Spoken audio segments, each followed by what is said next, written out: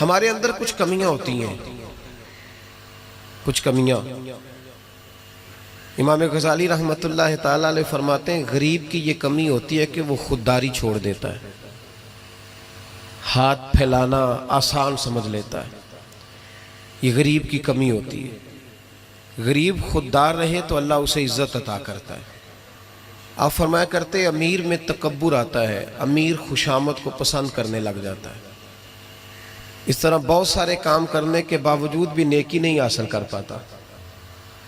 فرماتے ہیں جاہل جو ہوتا ہے نا، جاہل، اس میں یہ کمی رہتی ہے کہ وہ اپنی جہالت کی وجہ سے بہت سارے لوگوں کو برا سمجھتا ہے۔ اور آپ فرماتے ہیں عالم، صوفی اور درویش میں یہ کمی ہوتی ہے کہ وہ کئی دفعہ اپنے آپ کو دوسروں سے بڑا سمجھنے لگ جاتا ہے، اس میں بھی کمی آ جاتی ہے۔ کئی میری طرح کے لوگ باہر کھڑے ہو کے انتظار کر رہے ہوتے ہیں کہ نعرہ لگے گا تو محفل میں جائیں گے۔ میں نے بعد میں لوگ مطالبہ کرتے ہیں کہ میں نے تلاوت کیا تو بتاؤ کیسی کی ہے۔ ان کا دل کرتا ہے کہ کوئی کہے آج بڑی اچھی نعت پڑھی، کوئی کہے کہ آج تو آپ کی تقریر نے کمال کر دیا۔ امام صاحب فرماتے ہیں یہ کمزوری ہے اندر کی، باطن کی کمزوریاں ہیں، یہ نقائص ہیں ہمارے کہ ہم مطمئن نہیں ہوتے۔ اس کا نقصان یہ ہوتا ہے کہ آہستہ آہستہ جسمانی زندگی پروان چڑھ جاتی ہے، روحانی زندگی کمزور ہو جاتی ہے۔ روٹی کھانے میں لذت آنے لگتی ہے، نماز پڑھنے کا ذائقہ ختم ہو جاتا ہے، سیر مزہ دینے لگتی ہے اور تلاوت قرآن مجید بوجھ بننے لگ جاتی ہے۔ خوشامد اچھی لگتی ہے اور درود پاک پڑھنا یا تسبیح لے کے ذکر کرنا، یعنی اپنی تعریف سن لیتا ہے، اللہ رسول کی کرنا مشکل ہو جاتی ہے۔ یہ کب ہوتا ہے؟ جب اس کے اندر کچھ کمیاں رہ جاتی ہیں۔ بخار چڑھنے سے انسان کا چہرہ مورا اسی طرح رہتا ہے، لیکن چونکہ اس کا باطنی نظام خراب ہو جاتا ہے، اب مرضی کا کھانا بھی پکا ہو تو کھانے کو دل نہیں کرتا، کیونکہ اندر کا نظام گڑبڑ ہو گیا۔ اگر تو اپنی اس کمزوری کو دور کرنے میں کامیاب ہو گیا تو پھر تو کامیاب ہے، اور اگر تو اس کمزوری میں الجھ گیا تو پھر تو پہلے سے بھی زیادہ تباہ ہو۔ لَقَدْ خَلَقْنَا الْإِنسَانَ فِي أَحْسَنِ تَقْوِيمٍ، ہے یہ سب سے پیارا، لیکن ثُمَّ رَدَدْنَاهُ اسفل سافلین، کئی دفعہ گر جاتا ہے سب سے نچلے طبقے۔ ایک غلطی ہوتی ہے، ایک گناہ ہوتا ہے، اس کو لوگ ٹھیک نہیں کرتے، اپنے آپ پر محنت نہیں کرتے۔ ایک گناہ ساری باطنی بیماریوں کا پیش خیمہ بنتا ہے۔ میرے نبی پاک صلی اللہ علیہ وسلم کا کمال یہ ہے کہ حضور صلی اللہ علیہ وسلم نے نا لوگوں کے دلوں میں بات بٹھا دی تھی کہ گناہ گناہ ہوتا ہے، گناہ۔ آج کا سب سے بڑا مسئلہ یہ ہے کہ لوگ گناہ گار ہو کے بھی اپنے آپ کو گناہ گار ماننے کو تیار نہیں، تسلیم نہیں کرتے۔ پتہ ہے میں متکبر ہوں، پتہ ہے، جو آدمی کہتا ہے نا فلاں نے مجھے سلوٹ نہیں کیا، اصل میں وہ خود متکبر ہوتا ہے، لیکن وہ سامنے والے پہ الزام لگا رہا ہے دیکھو جی مجھے ہی سلوٹ نہیں کیا۔ تو بھئی آپ کون ہوتے ہیں پہلے بتائیں نا؟ جو آپ نے بات کر دی کہ مجھے سلوٹ نہیں ہوا تو یہ آپ نے سامنے والے پر اعتراض کیا کہ وہ متکبر ہے۔ تو دراصل مسئلہ کیا ہے؟ دراصل بات یہ ہے کہ آپ کے اندر روگ ہے۔ وہ جو آپ کہتے ہیں نا وہ فلانا دیکھو جی پتہ نہیں کیا سیاست کی یا چمک گیا ہے، تو آپ ماننے کو کیوں نہیں تیار کہ آپ جالس ہے اس سے؟ کیوں نہیں مان لیتے کہ حسد ہے؟ کیوں نہیں مان لیتے کہ اللہ کا فضل اگر اس پہ ہوا ہے تو آپ کی طبیعت مان نہیں رہی؟ کیوں نہیں مان لیتے؟ یہ ہوتا ہے، یہ جو باطن کا روگ ہے اسی کو صوفیہ طریقت کہتے ہیں، تزکیہ نفس کہتے ہیں، تصفیہ باطن کہتے ہیں۔ اسی کے لیے لوگ کسی اللہ والے کے پاس جاتے تھے، اسی کے لیے اپنے آپ کو پیش کرتے تھے، اسی کے لیے کسی خانقاہ کی مسجد میں جھاڑو دیتے تھے، اسی کے لیے کسی اللہ کے ولی کے جوتے اٹھاتے تھے، اسی کام کے لیے وہ لوگ کہیں جایا کرتے تھے کہ جو روگ ہے نا اندر کا، ہم لوگ گناہ کو گناہ نہیں سمجھتے۔ میرے محبوب نے احساس پیدا کیا گناہوں کا۔ میں جمعے میں کہہ رہا تھا کہ حضرت عمر فاروق رضی اللہ تعالیٰ عنہ نے جو بڑا انقلاب برپا کیا نا، وہ اس لیے نہیں کیا کہ آپ کی فوجی طاقت بڑی مضبوط تھی، وہ اس لیے نہیں ہو گیا، حالانکہ مضبوط تھی وہ بھی، اس لیے نہیں کیا کہ آپ بڑے بہترین سیاستدان تھے، آپ کو تدبیر بڑی عمدہ آتی تھی، یہ ساری باتیں ٹھیک تھی، لیکن حضرت عمر نے انقلاب اس لیے برپا کیا کہ ان کی روحانی زندگی بڑی مضبوط تھی.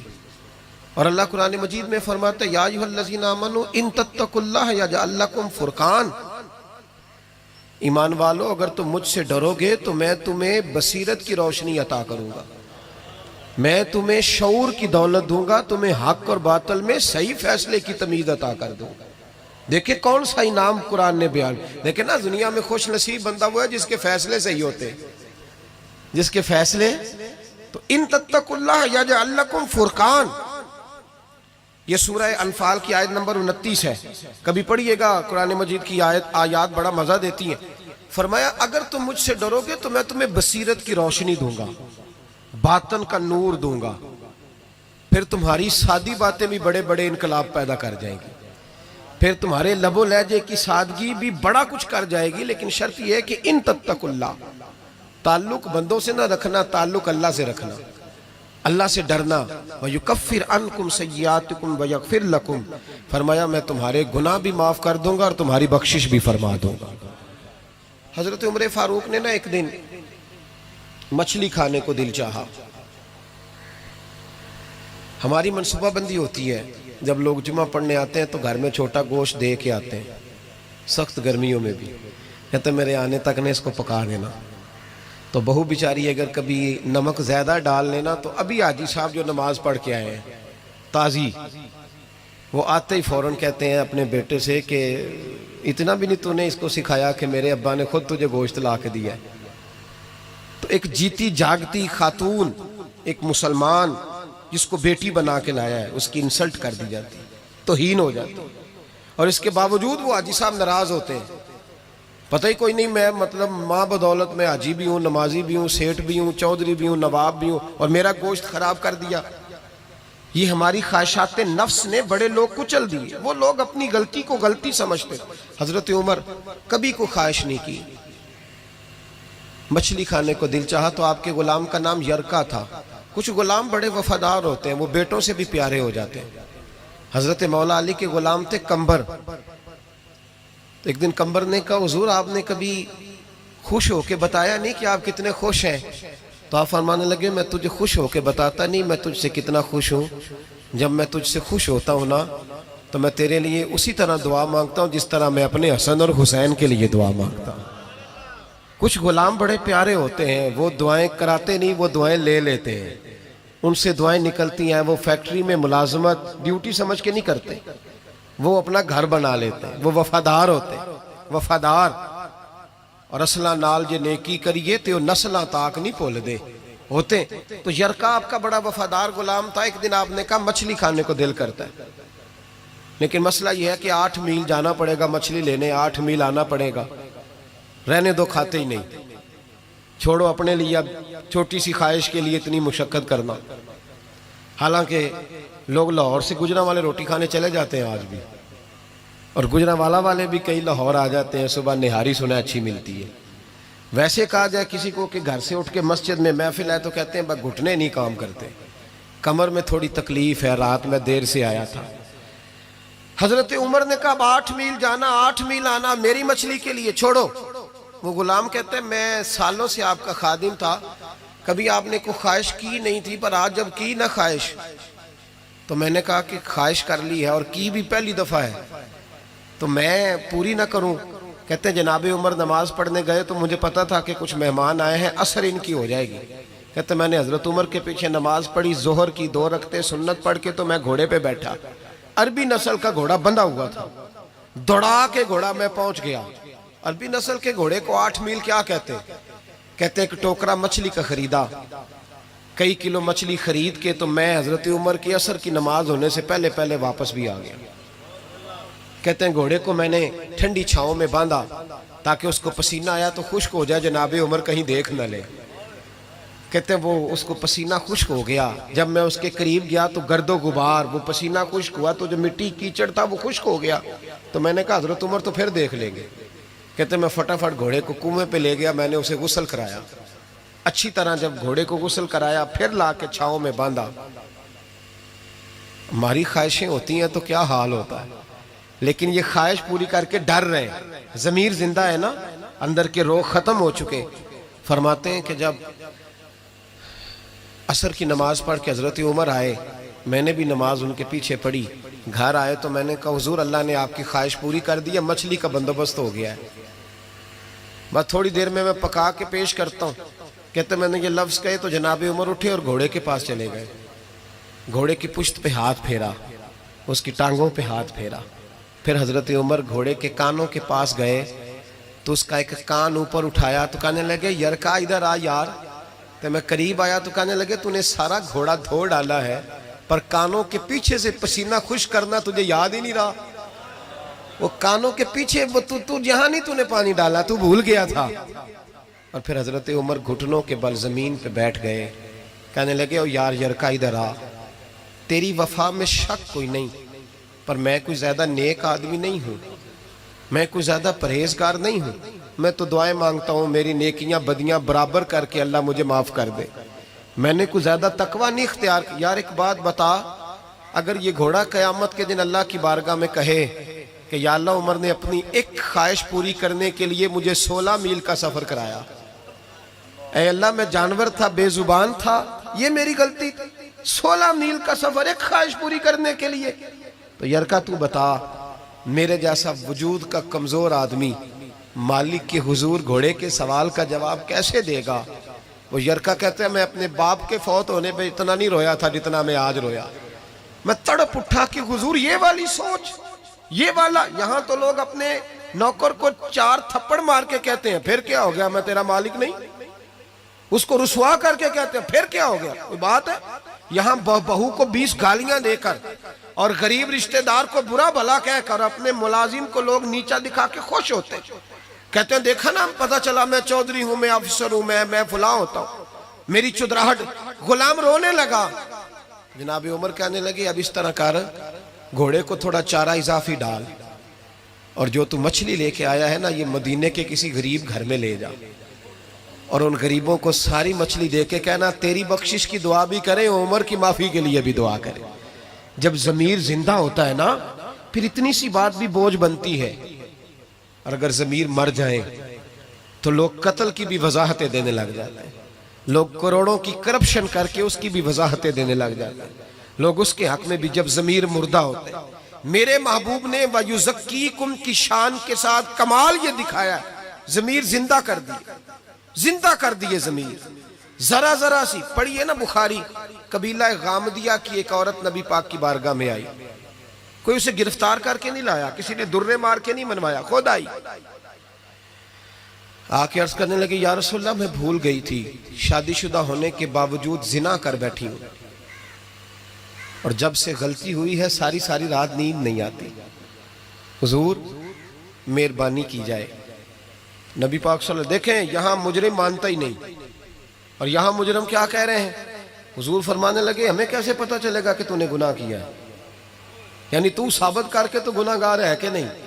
امام نووی شرح مسلم میں کہتے ہیں کمال ہے کہ وہ خاتون کو ثابت کرنا پڑ رہا ہے، تو وہ رو کے عرض کرنے لگے یا رسول اللہ میرے پیٹ میں ناجائز بچہ ہے، یہ دلیل ہے کہ میں گناہ گار ہوں، میرا شوہر تو ہے ہی نہیں، شارحین نے لکھا ہے کہ وہ کہیں جہاد پہ تھے یا جو بھی مانا تھا، ناجائز بچہ ہے۔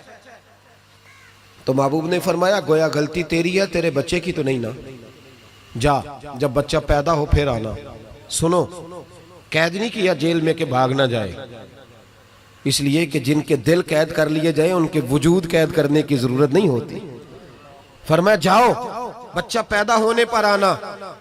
حضرت ابو ہریرہ فرماتے ہیں بچہ پیدا ہونے کے بعد 8 مہینے کے بعد آئی، گود میں چاند سا بچہ ہے، کہنے لگی محبوبہ بچہ پیدا ہو گیا ہے، میری کبھی سزا کا اعلان ہو جائے نا تو حضور میری وہ راتوں کی نیندیں بحال ہو جائیں۔ تو نبی پاک صلی اللہ علیہ وسلم نے فرمایا گویا غلطی تیری ہے، تیرے بیٹے کی تو نہیں نا، جا اسے دودھ پلا، جب یہ روٹی کھانے کے قابل ہوا تو دوبارہ آنا۔ قید نہیں کیا، 2 سپاہی نہیں ساتھ بھیجے۔ صحابہ کہتے ہیں پھر 2 سال کے بعد آئی، بچے کے ہاتھ میں روٹی کا لقمہ ہے، آ کے عرض کرنے لگی محبوبہ یہ روٹی کھانے لگ گیا ہے پر یا رسول اللہ میری نماز کی لذت چلی گئی، سونیا میں کعبہ تو دور رہ گیا، میں مسجد کو بھی غور سے نہیں دیکھتی کہ میں نے تو رب کو ناراض کیا ہوا ہے، محبوبہ میں تیرے جلوے بھی غور سے نہیں دیکھتی، میں کسی صحابی کا چہرہ بھی نہیں دیکھ پاتی، مجھے معافی مل جائے مجھے پاک کر دیا جائے، رحمت ہو جائے۔ محبوب نے بچہ ایک صحابی کو دیا، فرمایا اپنے بیٹے سے زیادہ شفقت کر کے پالنا۔ صحابی بچہ لے گئے، نبی کریم علیہ السلام نے سزا کا اعلان کیا، فرمایا لے جاؤ اسے، روڑے مارو، سنسار کر دو، پتھر مار مار کے مار دو۔ حضرت ابو ہریرہ رضی اللہ تعالیٰ عنہ فرماتے ہیں اور جناب انس بن مالک فرماتے ہیں، دونوں حدیث کے راوی ہیں، کہتے اسے روڑے مارے، عورت ختم ہو گئی، انتقال کر گئی، یہاں تک معاملہ اس کا تھا۔ اب میرے محبوب نے فیصلہ فرمایا، اب نبی پاک نے بات ارشاد فرمائی، دو صحابیات کو بلایا، فرمایا جاؤ اس کی لاش کو اٹھاؤ، غسل دو، کفن دو، اور جب دے لو پھر مجھے اطلاع کرنا۔ حضرت انس بن مالک کہتے ہیں اسے اٹھایا گیا، غسل دیا، کفن دیا، جب اطلاع دی نا تو کہتے ہیں ہمارے رونگٹے کھڑے ہو گئے، وجود کانپنے لگا۔ نبی پاک نے فرمایا صفے بناؤ، میں خود اس کا جنازہ پڑھاؤں گا، صفے بناؤ، میں جنازہ پڑھاؤں گا۔ سمجھنے کی بات، صفے بناؤ، میں جنازہ پڑھاؤں گا۔ حضرت انس بن مالک فرماتے ہیں اس کا حضور نے جنازہ پڑھایا، اور پھر جتنی دیر میں اونٹ ذبح کر کے گوشت بنا کے کھال اتار کے بانٹ دیا جاتا ہے، اتنی دیر نبی پاک اس کی قبر پہ کھڑے ہو کے دعا کرتے رہے۔ اتنا ٹائم حضور نے لگایا۔ ایک صحابی نے کہا یا رسول اللہ، اس کے لیے جس نے ناجائز بچہ جنا، اس کے لیے آپ نے اتنا اہتمام کیا؟ تو محبوب نے فرمایا چپ کر، تو نے اس کا گناہ دیکھا ہے، احساس نہیں دیکھا؟ تو نے اس کی غلطی دیکھی ہے، توبہ نہیں دیکھی؟ اور کیا جملے ہیں، کیا انداز ہے محبوب کا۔ حضور فرمانے لگے اس نے ایسی اعلیٰ توبہ کی ہے، ایسی اعلیٰ توبہ کی ہے، اگر میں اپنی ساری امت میں بانٹ دوں تو اللہ سب کی بخشش فرما دے گا۔ مسئلہ یہاں یہ بن گیا، احساس رخصت ہو گیا۔ ہمارا حال یہ ہے کہ ہم اپنے وجود پر لاشوں کا بوجھ تو لیے پھرتے ہیں، لیکن اپنی غلطیوں کو سدھارنے کو تیار نہیں ہوتے، ہم اپنی خطائیں ٹھیک کرنے کو تیار نہیں۔ اور یہ یاد رکھیں، عادتیں بدل جایا کرتی ہیں، عادتیں بدلتی ہیں، حضور عادتیں بدلنے ہی تو آئے ہیں، اخلاقیات ٹھیک ہوتے ہیں، حضور اخلاق سنوارنے ہی تو آئے ہیں۔ انسان بدل جاتا ہے، محبوب نے بدل دیے لوگ، حضور بدلنے ہی آئے ہیں۔ شرط یہ ہے کہ ہم تھوڑا احساس پیدا کریں۔ احساس، ہمارا احساس تو کھینچ کے لے گیا ہے ہمارا سوشل میڈیا، ہمارا احساس تو کھینچ کے لے گیا ہے ہمارے رویے۔ باپ اور بیٹا اکٹھے بیٹھے ہوتے ہیں، باپ کہہ رہا ہوتا ہے بیٹے بڑی پریشانی ہے، تیری بہن کا نکاح کرنا ہے، تو بیٹا کہہ رہا ہوتا ہے ابا جی ذرا ایک منٹ ٹھہریں، یہ پوسٹ بڑی اعلیٰ آئی ہے، یہ ذرا دیکھ لیں پہلے کیا نکلا ہے۔ دل کے لیے موت یہ مشینوں کی حکومت۔ اقبال بڑا عرصہ پہلے کہہ گئے، کہنے لگے دل کے لیے موت ہے مشینوں کی حکومت، احساس مروت کو کچل دیتے ہیں آلات۔ چیزوں کا جتنا اچھا استعمال ہے اتنا کرو، اس سے زیادہ نہ کرو۔ اب تو گند گھروں تک آ گیا، اب تو مجرے، بے حیائیاں، فحاشیاں جیبوں کے اندر چلی گئی ہیں۔ میں رات بڑی دور تھا تو میں کہہ رہا تھا، وہاں فکر حسین کانفرنس تھی، تو میں کہہ رہا تھا امام حسین کا دن منانے والوں، یزید تو جمعے میں خطبہ دیا کرتا تھا، ہمارے حکمران تو سورت اخلاص اور سورت کوثر نہیں پڑھ سکتے، وہ تو جمعے کی جماعت کراتا تھا۔ کیوں نکلا امام حسین اس کے خلاف؟ امام حسین کے سارے خطبے پڑھ کے دیکھ لیں، امام حسین فرمایا کرتے تھے تارک نماز ہے، شرابی ہے، اور رنڈیوں کا ناچ دیکھتا ہے، اور جس میں یہ چیزیں پائی جائیں وہ مسلمانوں کا حکمران نہیں ہو سکتا۔ تو امام حسین نے تو فحاشی اور یعنی شراب کے خلاف اپنا 6 مہینے کے لیے اصغر سے لے کر 18 سال کے بیٹے شہید کرا دیے، اور میرے موبائل میں سارا گند بھرا ہوتا ہے، پھر بھی میں 10 محرم پہ 4 دیگیں اتار لیتا ہوں۔ ساری رات بے حیائی دیکھنا، ساری رات فانی، فحاشی اور عریانی کو فروغ دینا، اور 10 محرم آنا تو موٹے موٹے آنسو بھی گرانا کہ مجھے امام حسین سے پیار ہے، تو یہ ہم سے نہ رقم ہوں گے قصیدے یزید کے۔ ہم لوگ تو حسین کے سیرت نگار ہیں۔ دو رنگی چھوڑ کے یک رنگ ہو جا، سراسر موم ہو جا یا پھر سنگ ہو جا۔ ایک کام کر، سارا سال یزید کی فکر کو پرموٹ کرنا، سارا سال یزید کا سپورٹر ووٹر رہنا، بڑے شرابی کے بڑی فوٹو کے نیچے چھوٹی اپنی بھی لگوانا، اور 10 محرم کو دیگیں پکا کے حسینی بننے کی ناکام کوشش کرنا، تو بھئی عام لوگوں کو تو دھوکہ دیا جا سکتا ہے، مصطفیٰ کریم کی آل کو نہیں دیا جا سکتا، ان کو نہیں دھوکے دیے جا سکتا۔ تو میرے عزیزو، ضمیر کی زندگی، باطن کی زندگی، وہ جو احساس پیدا ہوتا تھا کسی کو تھپڑ مار کے، وہ جو احساس حضرت محمد بن ابو بکر رضی اللہ تعالیٰ عنہ فرماتے ہیں، اس کو صاحب سبل الہدی والرشاد امام یوسف صالحی نے نقل فرمایا، کہتے ہیں کہ میں حضور کے ساتھ ایک جنگ پہ گیا تو واپس ہم آ رہے تھے تو اس جنگ میں بڑی فتح ہوئی، 5واں حصہ مال غنیمت کا ہم نے سرکار کی بارگاہ میں نذرانہ پیش کیا تو 80 اونٹ حضور کے حصے میں بھی آئے، اتنا نفع ملا۔ واپس آ رہے تھے تو ایک جگہ شام کا وقت ہو گیا، کچھ علاقہ اچھا ملا تو حضور نے فرمایا سفر آگے نہ کرو، یہیں پڑاؤ کر لو، پتہ نہیں آگے جا کے کوئی ایسی اچھی جگہ میسر آئے نہ آئے۔ حالانکہ حضور سارا کچھ جانتے ہیں، پر تعلیم امت کے لیے فرمایا یہی، کہتے خیمے لگ گئے، رک گئے، ایک ایک خیمے میں 2 4 آدمی۔ فرماتے میرے خیمے میں حضرت محمد بن ابو بکر جناب ابو بکر کے صاحبزادے، تو میرے خیمے میں جو صحابی تھے نا وہ بڑے موٹے تازے تھے، بڑے وجود ان کا بسطۃ فی العلم والجسم، موٹے تگڑے۔ مغرب کی نماز پڑھنے ہم حضور علیہ الصلوۃ والسلام کی بارگاہ عالی مرتبت میں حاضر ہوئے، حضور کے پیچھے نماز پڑھی اقتداء میں۔ کہتے نماز مکمل کر کے نا تو صحابی کا دل کیا میں دست بوسی کروں۔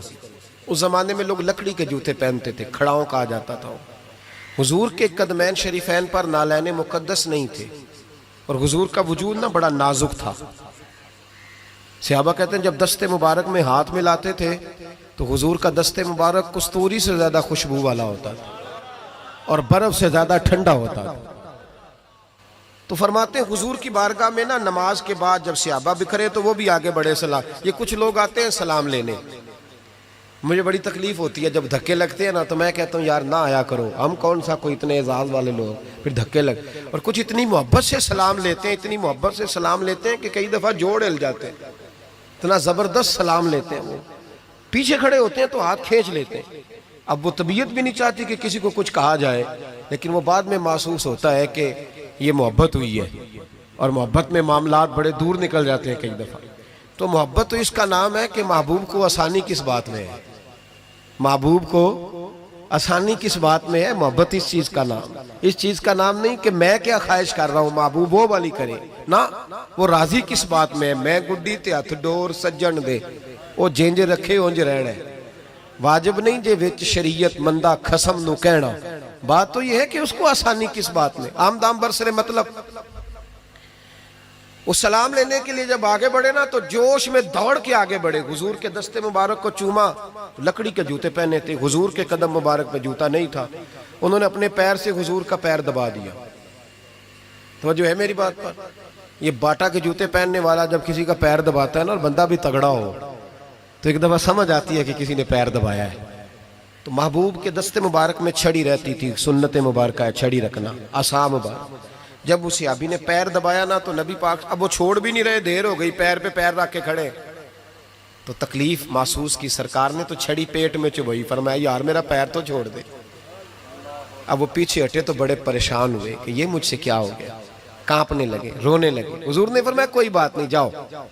صحابہ نے بھی ذرا گھور کے دیکھا، محبوب نیچے بیٹھ گئے، اپنا قدم مبارک دبایا۔ حضرت محمد بن ابو بکر کہتے ہیں ہم اپنے خیمے میں ہم لوگ چلے گئے، عشاء کی نماز بھی حضور کے پیچھے پڑھی، پر وہ صحابی ساری رات سو نہیں سکے، یار یہ مجھ سے کیا ہو گیا، گرا جو ان کی نگاہ سے وہ سنبھل نہیں سکتا، میں نے حضور کو تکلیف دی، محبوب کو تکلیف دی۔ کہتے وہ تڑپنے لگے، رونے لگے، یہ مجھ ساری رات میں تسلی دیتا کہ یار وہ کوئی ایسی ویسی بات نہیں، اللہ نے ہمارے محبوب کو رحمت للعالمین بنایا، اور حضور جانتے ہیں کہ تو نے جان بوجھ کے ایسا نہیں کیا، لیکن وہ اندر کا جو ہے نا وہ ماحول وہ ان کو سونے نہیں دیتا۔ کہتے ہیں سحری کا وقت ہوا تہجد کا، تو سیدنا بلال حبشی آئے، خیمے کے باہر کھڑے ہو کہنے لگے بندہ کدھر ہے جس نے کل مغرب کے وقت حضور کا پیر دبایا، کدھر ہے؟ کہتے ہیں اب تو وہ اور ڈرے اور کہنے لگے لگتا ہے میری مذمت میں قرآن آ گیا۔ محبوب کی غیر ارادی بے ادبی بھی اللہ کو پسند نہیں، کہا لگتا ہے آیتیں آ گئی ہیں، پتہ نہیں میرے بارے میں کیا حکم آیا ہوگا، آپ اپنے ابا سے کہہ کہ میری سفارش کرائیں گے، جناب صدیق اکبر سے کہیں گے، کہیں ایسا نہ ہو کہ میری دنیا بھی جائے اور آخرت بھی جائے۔ کہتے تڑپتے سسکتے در رسول پہ پہنچے، سحری کا وقت حضور تشریف فرما ہے، کہتے اب میں اور وہ منتظر تھے کہ کوئی ایسا حکم آئے گا، پتہ نہیں کیا بنے گا اور اس حکم کے معاملے میں پھر کہاں تک بات جائے گی. قربان جائیں جب حضور کے سامنے کھڑے ہوئے تو سارا کچھ جاننے والے محبوب نے اپنی امت کی تعلیم کے لیے فرمایا بھائی عشاء کے بعد ہی تجھے بلانے کا ارادہ ہوا تھا, پھر خیال آیا کہ تو کہیں سویا ہوگا, سحری میں لوگ اٹھ جاتے ہیں تہجد کے لیے, اس لیے تجھے بلایا ہے. فرماتے ہیں اب انتظار تھا کہ وہ بڑی بات آئے, ڈر رہے تھے, لیکن قربان جائیں نبی پاک نے پیر دبانے کا ذکر ہی نہیں فرمایا. حضور فرمانے لگے بلایا اس لیے ہے کہ کل شام میں نے تیرے پیٹ میں چھڑی چبھو دی تھی, تجھے تکلیف ہوئی ہوگی تو اللہ کی رضا کے لیے معاف نہیں کر دیتا. جناب محمد بن ابو بکر کہتے ہیں پہلے تو وہ اکیلا روتا تھا, اب ہم سب نے رونا شروع کر دیا. حضور آپ کیا فرمانے؟ کہنے لگے نہیں یار بیچارے کا پیٹ بڑا ہے, میں نے چھڑی چبھو دی, اس کو تکلیف ہوئی ہوگی. اور کیا لفظ ہے حدیث میں, محبوب فرمانے لگے میں ساری رات سو نہیں سکا, اس کا وہ درد. او بھائی تو اپنے ابا کو سخت بات کہہ کے آ کے بیڈ پہ آرام سے سو جاتا ہے, تو اپنی اماں کو سخت جملہ کہہ کے وہ تڑپتی رہتی ہے, اسے وہ ساری راتیں یاد آتی ہیں جو اس نے بیٹے کے لیے بیدار رہ کے گزاری ہوتی ہیں. تو ایک فکرہ کہہ کے تو سوچتا ہی نہیں, کہنے والے تو کہہ ہی دیتے ہیں, یہ سننے والے ہیں جو کمال کرتے ہیں, تو نے خیال ہی نہیں کیا. محبوب فرمانے لگے سو نہیں پایا, چل اللہ کی رضا کے لیے معاف کر دے. تو کہنے لگے حضور وہ تو میں نے پیر دبایا تھا اس لیے آپ نے مجھے چھڑی چبھوئی, آپ کیا کہہ رہے ہیں؟ تو محبوب فرمانے دیکھیں وضاحت دیکھیں, محبوب فرمانے لگے تو نے تو ان دیکھے پیر دبایا تھا, میں تو دیکھ رہا تھا, مجھے نہیں چھڑی چبھونی چاہیے تھی, چل تو کہہ میں نے معاف کیا. تو عرض کرنے لگے حضور جس طرح آپ راضی ہیں میں بھی اسی طرح ہی راضی ہوں. محبوب فرمانے لگے تو راضی ہے پر میں نہیں ابھی راضی. حضور آپ کیسے راضی ہوتے ہیں؟ فرمایا جی 80 اونٹ میرے حصے میں آئے ہیں, اگر تو سارے تحفے میں قبول کرے تو میں راضی ہو جاؤں گا. تحفے میں رکھ لے سارے, کون دیتا ہے دینے کو, فاضل بریلوی کا انداز میں ذرا دیکھیے, کون دیتا ہے دینے کو, اس کا پنجابی ترجمہ ہے کہ کون دیتا ہے, دینا اس نے جگرا چاہیے, کون دیتا ہے دینے کو, منہ چاہیے دینے والا ہے سچا ہمارا. اور پھر کہتے ہیں مانگیں گے مانگے جائیں گے اور منہ مانگی پائیں گے. ہم مانگیں گے مانگے جائیں گے اور منہ, یعنی جو مانگیں گے نا منہ مانگی ملے گی حضور کے دروازے سے. مانگیں گے مانگے جائیں گے, منہ مانگی پائیں گے. سرکار میں نہ لا ہے نہ حاجت اگر کی ہے. تو حضور نے فرمایا 80 اونٹ رکھ لے میں راضی ہو جاؤں گا. کہتے ہیں جب حضور نے کہا راضی تب ہوں گا, شرط لگائی تو 80 اونٹ وصول کیے انہوں نے. کہتے ہیں واپس خیمے میں آ رہے تھے تو میں اس کو دیکھ کے مسکرا رہا تھا, میں نے کہا اپنے نصیبوں پہ ناز کر, اللہ نے کیسا رسول عطا فرمایا ہے. پیر بھی تو نے دبایا ہے, معذرت بھی بظاہر محبوب علیہ السلام نے کی ہے, اور 80 اونٹ بھی تجھے تحفے میں مل گئے. یہ رنگ اگر ملتا ہے تو محمد عربی کے دروازے سے ہی ملتا ہے. تو میرے نبی کریم اللہ آپ کو جزا.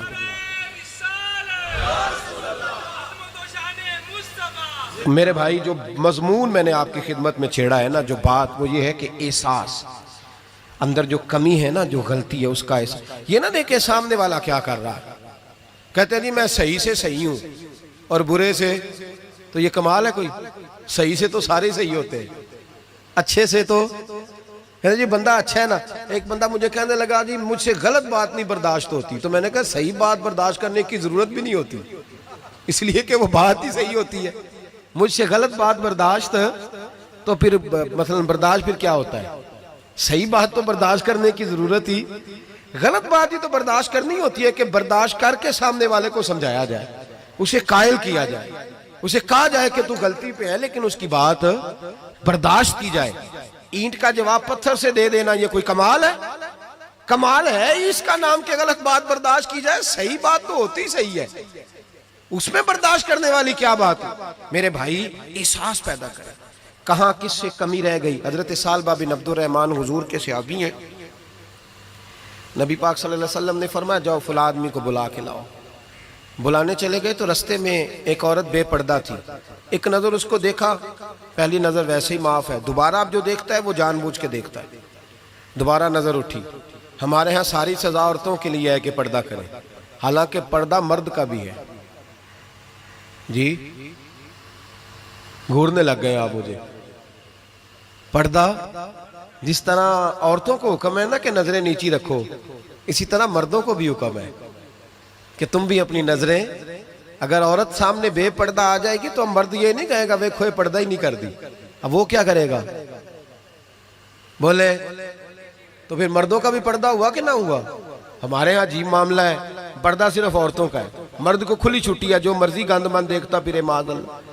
منع کیا نبی پاک اور فرمایا یہ نظر شیطان کے تیروں میں سے تیر ہے، اس سے بچو، یہ تمہاری روح پہ لگے گا، تمہیں گھائل کر دے گا، مار دے گا تمہیں۔ مرد کی آنکھ کا بھی پردہ ہے، نظر جھکا کے رکھے گا۔ سالبہ بن عبد الرحمن رضی اللہ تعالیٰ عنہ گزر رہے تھے، یہ سالبہ نام کے 7 صحابی ہیں محبوب کے، بعض اوقات خیال آتا ہے کہ ایک فلاں سالبہ کی بھی ہم نے 7 صحابی ہیں، اسے ایک نام عبداللہ نام کے خدا جانے کتنے صحابی، 20 میری نظر سے گزر چکے۔ تو جناب سالبہ بیٹھے تھے، فرمایا فلاں کو بلا کے لاؤ۔ جب بلانے گئے تو رستے میں عورت پہ نظر پڑی، پہلی نظر تو معاف ہے لیکن دوبارہ دیکھ بیٹھے، دوبارہ نظر پڑی تو پریشان ہو گئے، خیال آیا میں نے تو خیانت کی اپنے نبی پاک سے، حضور نے تو منع کیا یہ کام کرنے سے۔ اب واپس حضور کے پاس نہیں آئے، جنگل میں چلے گئے۔ ابن قدامہ نے کتاب التوابین میں اس روایت کو لکھا ہے، کہتے ہیں 40 دن وہ پہاڑوں میں روتے رہے کہ یا اللہ مجھ سے غلطی ہو گئی۔ کتنے دن؟ اب ہمارا شغل ہے، اس کو لوگ گناہ ہی نہیں سمجھتے، بدنگاہی تو کوئی گناہ ہی نہیں، اب تو یہ شغل ہے۔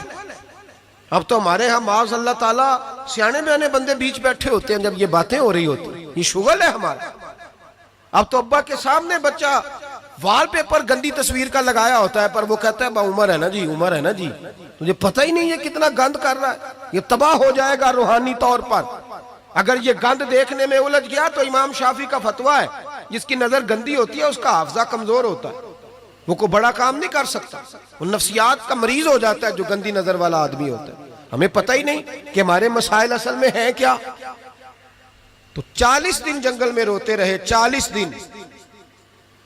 محبوب سارا کچھ جانتے تھے پر خاموش رہے۔ حضرت جبریل امین حاضر ہوئے، عرض کی یا رسول اللہ آپ کا وہ غلام رو رہا ہے۔ رب کہتا اسے بلا لے، میں نے اس کا گناہ معاف کر دیا ہے۔ تو نبی پاک صلی اللہ علیہ وسلم نے حضرت مولا علی شیر خدا اور جناب سلمان فارسی کو بھیجا، فرمایا فلاں جگہ ہے لے آؤ۔ کہتے ہیں جب ہم گئے تو 2 پہاڑوں کے درمیان جناب سالبہ تڑپ کے رو رہے، ہمیں دیکھ کے اور روئے، کہنے لگے علی میرے بارے میں کوئی آیت تو نہیں نازل ہو گئی؟ تو کہا نہیں، چل حضور نے بلایا ہے۔ کہا اچھا حضور کہتے کیا تھے، فرماتے کیا تھے؟ کہا پتہ نہیں لیکن بلایا ہے۔ کہتے ہیں جب ہمارے ساتھ چلنے لگے، مسجد نبوی قریب آئی تو کہنے لگے علی بہت بڑا گناہ کر بیٹھا ہوں، نظریں میلی ہو گئی، وضو نہیں آنکھوں کا، مجھے ڈائریکٹ نہ لے کے جاؤ حضور کے پاس، جب نبی پاک نماز کی نیت باندھ لینا پھر میں جاؤں گا، میں پیچھے کھڑا ہو جاؤں گا حضور کے، میری طبیعت میں حوصلہ نہیں۔ یہاں تو پتہ نہیں میں کس طرح عشق رسول کا دعویٰ کرتا ہوں منبر پر بیٹھ کر، اور ہماری یہ میلاد آئے گا تو محفل میلاد میں اس طرح کے دعوے ہوں گے اسٹیج پر کہ علمان والحفیظ، پتہ نہیں کیا کیا لوگ کہہ دیں گے، پتہ نہیں ہم کیا ہیں اور ہم کیا کہہ رہے ہیں، من نانم کے من دانم، پتہ ہی نہیں، اور کتنا بڑا دعویٰ کر دیا۔ کہ میرے اندر طاقت نہیں سامنا کرنے۔ مولا علی فرماتے ہیں جب حضور نے مغرب کی نماز کی نیت باندھی تو انہوں نے بھی پیچھے نیت باندھ لی۔ اتفاق کی بات یہ کہ حضور نے پہلی رکعت میں سورہ انفطار پڑھنی شروع کر دی، اذا السماء انفطرت واذا الکواکب انتصرت واذا البحار فجرت۔ کہتے ہیں جب محبوب اس آیت پہ پہنچے نا کہ یا ایھا الانسان ما غرک بربک الکریم، اے انسان تجھے کس چیز نے دھوکے میں ڈال دیا، حالانکہ تیرا رب تو بڑا ہی کرم کرنے والا ہے، تو کس طرح کسی اور کے دھوکے میں، بربک الکریم، اور ضمیر واحد ہے، میں تفسیر پہ نہیں جاتا، کہا تیرا اپنا رب، بربک تیرا اپنا رب، تیرا رب تو بڑا کریم ہے، تو پھر بھی کہیں اور چلا گیا۔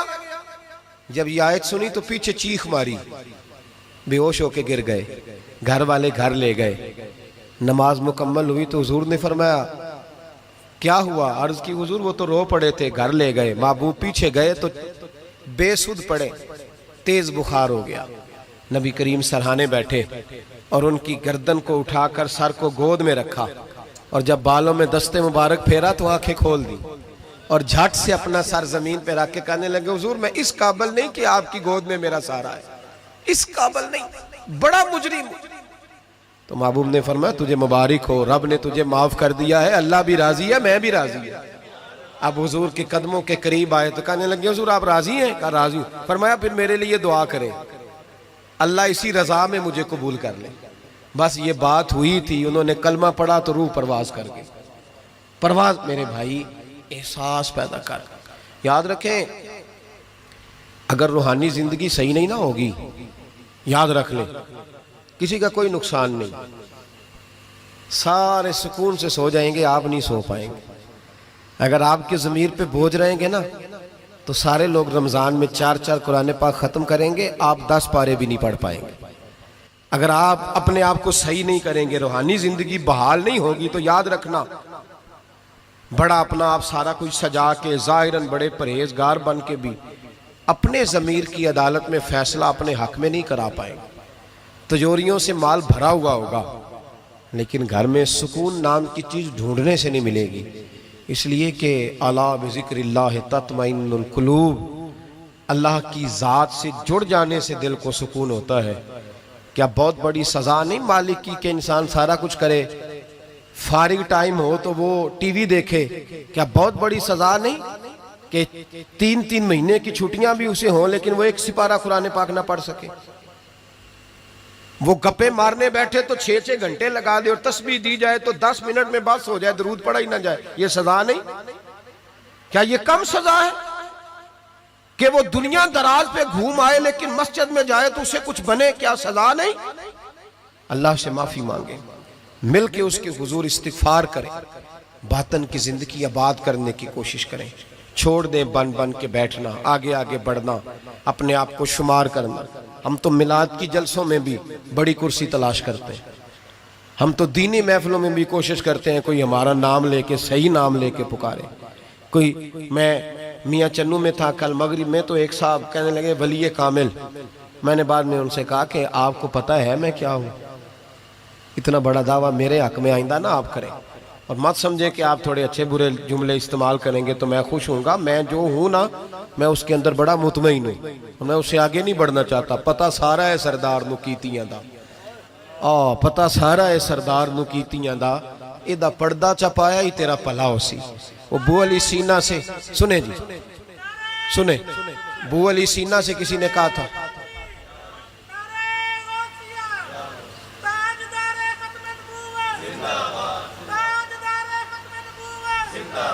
اب ان کی اس بات پر اور اس عمل پر ایک شعر سن لے میاں محمد بخش صاحب کا۔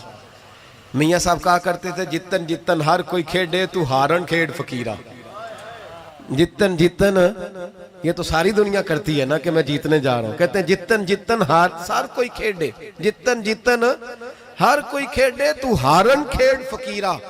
جتن دا مل کوڈی پہندہ ہی ہارن دا مل ہیرا، جتن دا مل کوڈی۔ بو علی سینہ سے کسی نے کہا کہ کیا محسوس کرتے ہو آج کل کچھ حالات بہتر ہیں؟ تو بو علی سینہ چونکہ حضرت ابو الحسن خرقانی کے مرید تھے، ہاں سائنسدان ہونے کے ساتھ ساتھ صوفی تھے، درویش تھے، تو بو علی سینہ کہنے لگے کیا کہتے ہو، حالات کس طرح کے؟ کہنے لگے مجھے اپنے گناہوں کا پتہ ہے، اتنے بڑے گناہوں کے باوجود میری پردہ دھری نہیں ہو رہی، یہ تھوڑا انعام ہے اللہ تعالیٰ کا، اور اسی زمین پر اس کی نافرمانی کرتا ہوں، اس نے رہنے کے لیے جگہ دی ہوئی ہے، تھوڑا احسان ہے اس کا۔ میں صبح سے شام تک کتنی نافرمانیاں کرتا ہوں پھر بھی پیٹ بھر کے روٹی دیتا ہے، یہ تھوڑا احسان ہے۔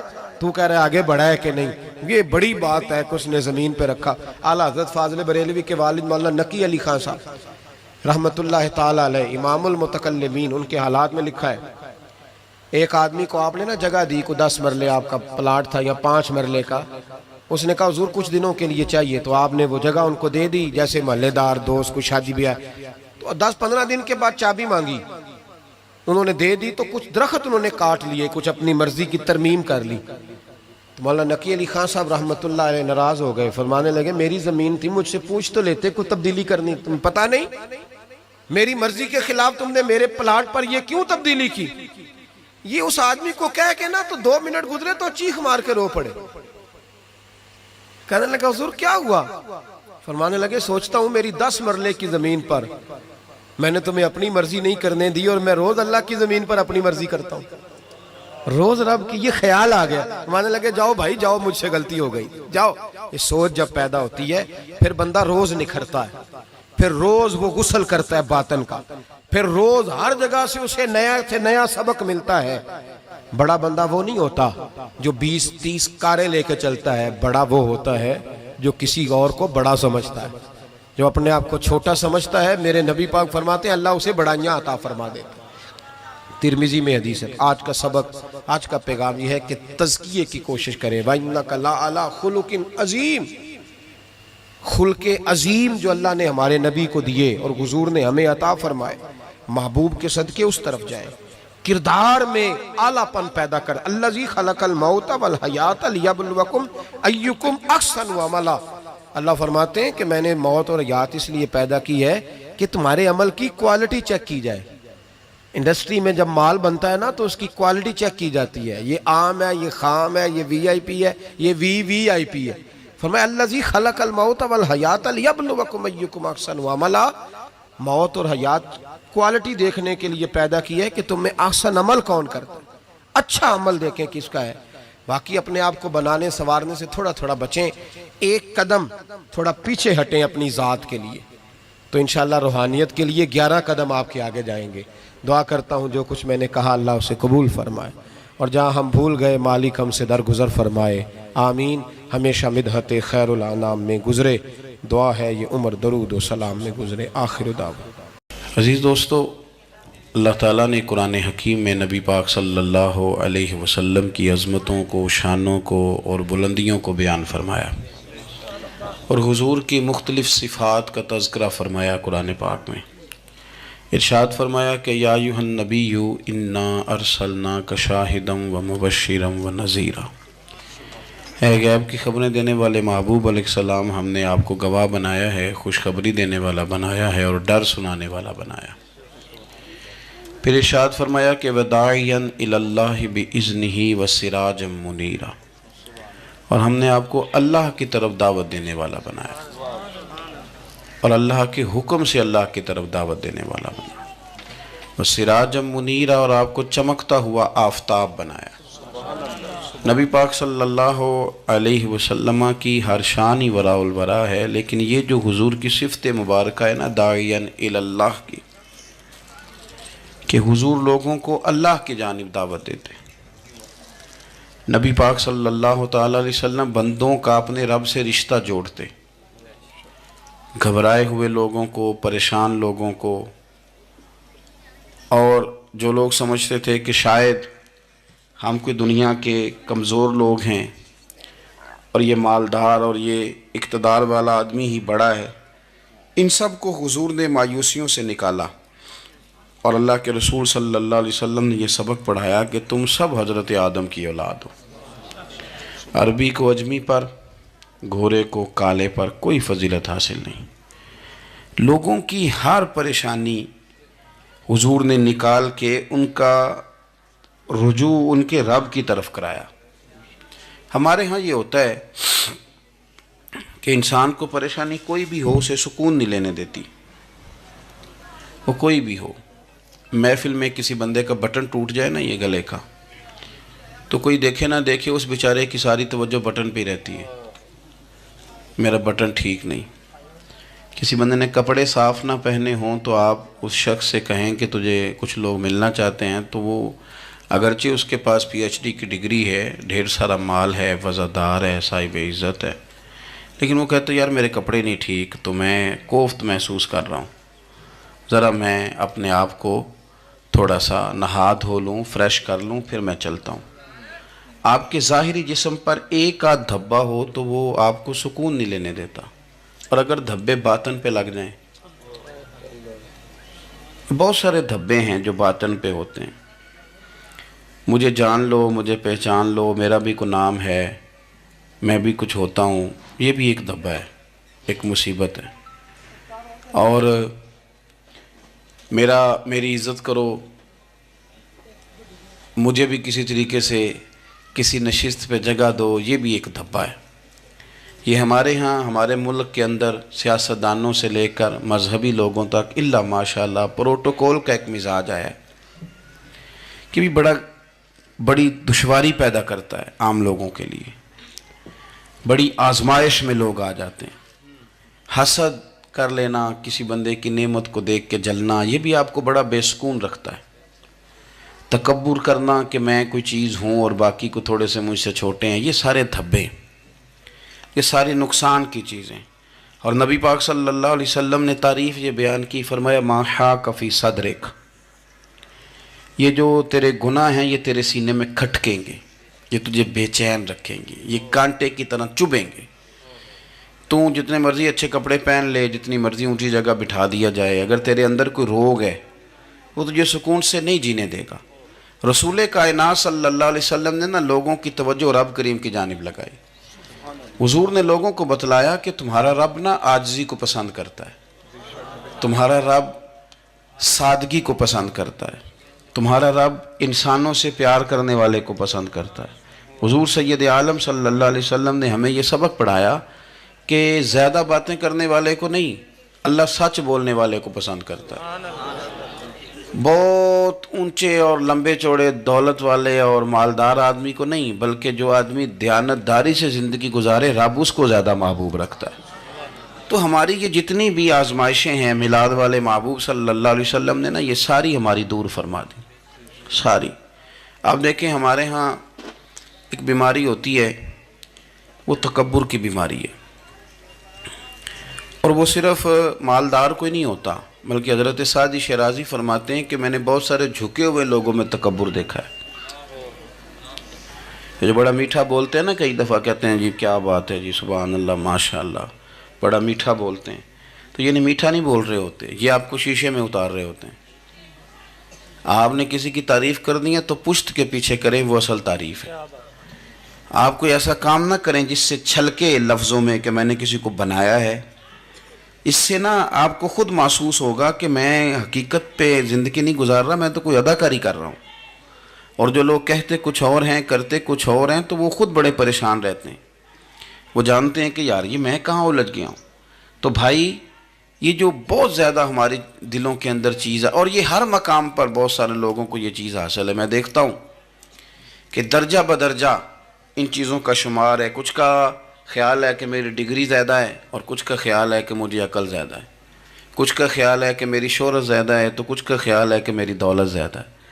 آہستہ آہستہ وہ الجھاؤ پیدا ہوتا ہے، کسی کا کچھ نہیں جاتا، وہ خود آدمی بے چین رہتا ہے۔ حال دیکھیں نا، یہ میری طرح کو بندہ آ جائے نا محفل میں، جس کو عادت ہے اسٹیج پہ بیٹھنے کی، اچھے لوگوں کی، بزرگوں کی، سادات کی بات نہیں کرتا، تو اس کو کبھی بیچارے کو پیچھے بیٹھنا پڑ جائے نا، تو وہ گردن اونچی کر کر کے نقیب محفل کو دکھاتا ہے کہ میں آ گیا، کسی طریقے مینوں بھی ساتھ لے کے، بے چین رہتا ہے۔ اور اگر اسے سکون حاصل ہو کہ بھئی حضور کی محفل میں بیٹھنا ہے، جہاں جگہ مل گئی وہیں پہ ٹھیک ہو، اور وہ سکون کے ساتھ، دیکھو اس محفل کا مہمان خصوصی میں نہیں، حضرت بزرگ تو سرپرستی کاری رہے ہیں، میں نہیں، اس محفل کا تو مہمان خصوصی وہ بندہ ہے جس نے محفل سے پہلے یہاں جھاڑو دیا ہے، جس نے یہاں دریاں بچھائی ہیں، جس بیچارے کی فوٹو بھی کوئی نہیں آئی، وہ مہمان خصوصی ہے۔ اور اس محفل کا تو وہ مہمان خصوصی ہے جو چپ کر کے کہیں کونے میں بیٹھا ہے، اس کو کوئی دلچسپی نہیں کہ کوئی مجھے بھی جانے گا، کوئی مجھے بھی پہچانے، اسے تو اتنا پتہ ہے کہ میں اپنے پیارے حبیب کی تعریف سننے کے لیے آیا ہوں۔ آپ اپنے اس طرح آپ کا ذوق دوبالا رہے گا اگر آپ عاجزی کے ساتھ، انکساری کے ساتھ، رب رسول کی رضا کے لیے کسی جگہ بھی آپ اپنے آپ کو سیٹ کر لیں گے تو ماحول آپ کا ٹھیک رہے گا، ورنہ آپ الجھاؤ کا شکار ہیں، ورنہ آپ پریشان ہیں، ورنہ آپ تکلیف میں، ورنہ آپ آزمائش میں۔ بخاری شریف میں حدیث ہے، قاضی ایاز مالکی رحمۃ اللہ علیہ نے بڑی تفصیل سے لکھی ہے، راوی حضرت انس بن مالک ہیں۔ ایک بندہ بڑی دور سے آیا نبی پاک صلی اللہ علیہ وسلم کی زیارت کے لیے، بڑی دور سے۔ عرب کے جو سردار ہوتے تھے ان کے بڑے ناز نخرے ہوتے تھے، وہ خیر آج بھی ہیں، پروٹوکول کا ماحول آج بھی، یعنی وزیر صاحب کے آگے دو چار گاڑیاں نہ ہوں تو ان کو مزہ ہی نہیں آتا، پولیس والے آگے پیچھے بھاگیں تو، حالانکہ ان کو نہیں پتا کہ جو پولیس والے آگے پیچھے بھاگ رہے ہیں نا، یہ حکومت بدلی تو گرفتار کرنے بھی انہوں نے آنا ہے، لیکن وہ بڑا مزہ آتا ہے جب لوگ گاڑی کے پیچھے بھاگتے ہیں۔ کیا بات ہے جناب، بڑی بات۔ اور ہماری طبیعتوں میں پتہ نہیں کون سی، یہ پیسے پھینکنے والے دوست مجھ سے ناراض نہ ہو جائیں، لیکن میں اکثر سوچتا ہوں کہ یار یہ کس طرح کا کام ہے کہ پہلا کھلارنے پھر آپ اکٹھے کرنے. تو آپ کٹھے دے دیں جس کو دینے ہیں, ختم ہو جائے بات. یعنی وہ محفل میں نا گپ شپ ہو رہی ہوتی ہے, کٹھے کرنا لے پان دینا لے, کس چکر میں پڑ گئے.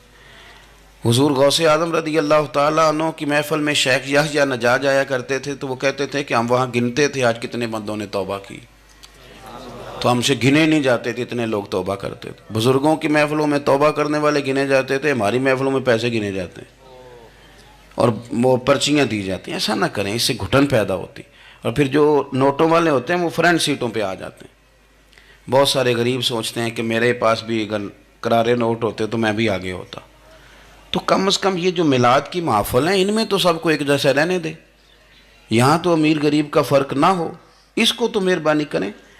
تو نبی پاک صلی اللہ علیہ وسلم کی خدمت میں وہ شخص بڑی دور سے آیا. تو عرب کے بادشاہوں کا مزاج تھا, پروٹوکول بڑا چاہتے تھے. ان کا تو یہ طریقہ تھا کہ حکمرانی کرنی ہے جیسے بھی ہو. اگر کسی غلام نے دھوپ میں بندھا رہ گیا, اونٹ اور چھاؤں میں نہیں باندھا تو درے مارتے تھے, اور اگر اس نے کھول کے باندھ دیا تو پھر بھی مارتے تھے. کہتے تھے اتنا سیانا ہو گیا تو انہیں پوچھا ہی نہیں, خود بخود ہی باندھ دیا. وہ شخص حضور کی بارگاہ میں آیا اور بہت سارے لوگوں کے پاس کیونکہ وہ جاتا تھا اپنے سربراہ کا پیغام لے کے, تو وہ کانپ رہا ہے جب حضور کی بارگاہ میں گیا, ڈر رہا ہے. اب ذرا بات کو سمجھنا, نبی پاک صلی اللہ علیہ وسلم نے اس سے فرمایا کیوں ڈرتے ہو, سادہ آدمی ہے, دیہاتی ہے, بدو ہے. اللہ کے رسول نے تھپ کی دی, کیوں ڈرتے ہو؟ تو کہتے ہیں حضور مجھے آداب نہیں آتے اور مجھے ڈر آتا ہے, کوئی بات اگر ایسی ہو گئی آپ مدینے کی حکومت کے سربراہ ہیں تو کہیں آپ ناراض نہ ہو جائیں. حضرت انس بن مالک فرماتے ہیں بات کہاں کی تھی پہنچ کہاں گئی.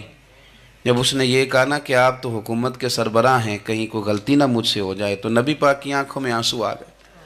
حضور رونے لگے اور نبی پاک صلی اللہ علیہ وسلم فرمانے لگے نہ بھائی, تو کسی حکومت کے سربراہ کے پاس نہیں آیا, نہ تو اس بیٹے کے پاس آیا ہے جس کی ماں گوشت کے خشک ٹکڑے کھا کے بھی گزارا کر لیتی. میں تو ایک غریب ماں کا بیٹا ہوں.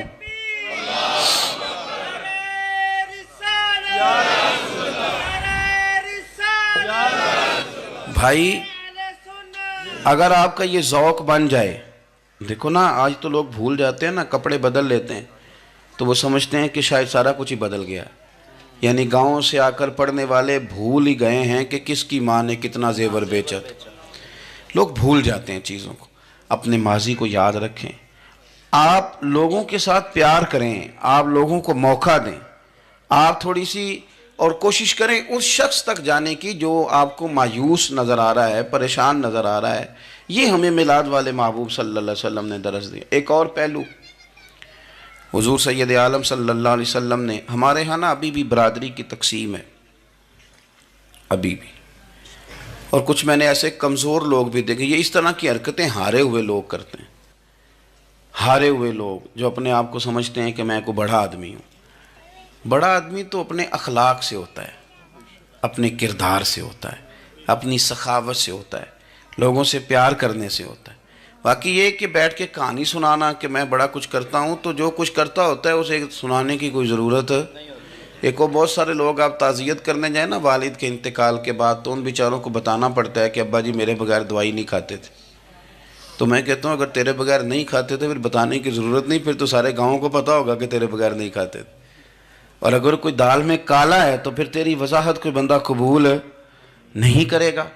تو آپ کو بتانا کیوں پڑ رہا ہے, اور آپ بار بار اس بات کا ذکر کیوں کر رہے ہیں کہ ہم بہت بڑے قبیلے کے ہیں؟ صاحب اگر آپ بڑے قبیلے کے ہیں تو پتہ ہوگا سارے علاقے کو آپ کتنا لوگوں کا خیال کرتے ہیں, آپ کس قدر محبت کرتے ہیں, آپ کا انداز کریمانہ کس طرح کا. پھر آپ کو بتانے کی کوئی ضرورت نہیں ہوتی, پھر خود بخود خبر ہوتی. حضرت سیدنا ابو ذر غفاری رضی اللہ تعالیٰ عنہ, قبیلہ بنو غفار ایک بڑی شاخ تھی قبیلوں میں سے. جو لوگ اس زمانے میں مالدار قبیلوں سے تعلق رکھتے تھے ان میں سے ایک بڑا نام تھا. ساری زندگی چودراہٹ کی, لیکن میلاد ایک انقلاب کا نام ہے. میں میلاد منانے والے دوستوں سے گزارش کرتا ہوں کہ آپ ہر سال میلاد منائیں, اور ہر سال میلاد کے بعد آپ تھوڑے بدل بھی جائیں, یعنی تھوڑے سے بدل جائیں. کچھ لوگ کہیں یار یہ داڑھی میں نے نا 12 ربیع الاول والے دن رکھی تھی، یہ میری میلاد والی داڑھی ہے۔ اور داڑھی رکھیں بھی نبی پاک کی مرضی کی۔ کس کی مرضی کی؟ نہ ناراض ہو جائے جی میں ٹور چلا بس، کس مرضی کی جی؟ اپنی مرضی کے نہیں۔ داڑھی کا وزن کو نہیں ہوتا کہ پوری مٹھی رکھیں گے تو آپ کو کوئی دقت ہوگی، ان کو کوئی وزن نہیں، پوری رکھیں، جو حضور کا طریقہ مبارکہ ہے جو ہمیں ملتا ہے اس پر آپ توجہ فرمائیں۔ تو میں جو بات عرض کرنے جا رہا ہوں وہ میلاد انقلاب ہے۔ حضور سید عالم صلی اللہ علیہ وسلم کی بارگاہ میں آنے سے پہلے لوگ کچھ اور ہوتے تھے اور یہاں سے ہو کے جاتے تھے تو پھر ان میں تبدیلی آتی تھی۔ میں سارا دن کرامتیں سناؤں نا کسی کو اپنے پیر صاحب کی اور اپنے گھر میں بھی کہ میرے حضرت بڑے، میرے استاد بڑے، لیکن بیوی کے ساتھ اگر میں ترش لہجے میں بات کروں گا تو وہ کہے گی یہ سکھاندے نے تینوں پیر صاحب، دوست کہیں گے یہ سکھاتے ہیں آپ، تو آپ کی کہانیاں نہیں چلتی، آپ کا کردار چلتا ہے۔ حضرت ابو ذر غفاری رضی اللہ تعالیٰ عنہ فرماتے ہیں چونکہ میں چودھری تھا، سیدنا بلال حبشی رضی اللہ تعالیٰ عنہ کے پاس میں بیٹھا تھا، کسی بات میں بات آگے بڑھی اور بڑھتے بڑھتے بات شکرنجی تک چلی گئی، رائے کے اختلاف نے باتوں میں تلخی پیدا کر دی، اور جب تھوڑے لفظ اور تیز ہوئے تو میں نے انہیں کہہ دیا چپ کر، تو ابشن کا بیٹا ہے۔ کس کے بیٹے تھے حضرت بلال؟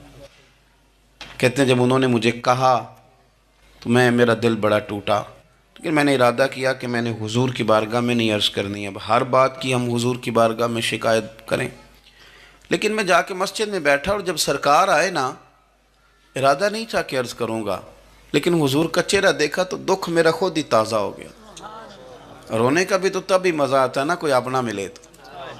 فرماتے ہیں کہ میرے آنسو نا بغیر اختیار کے چھلک پڑے اور میں کھل کے روئے، کھل کے۔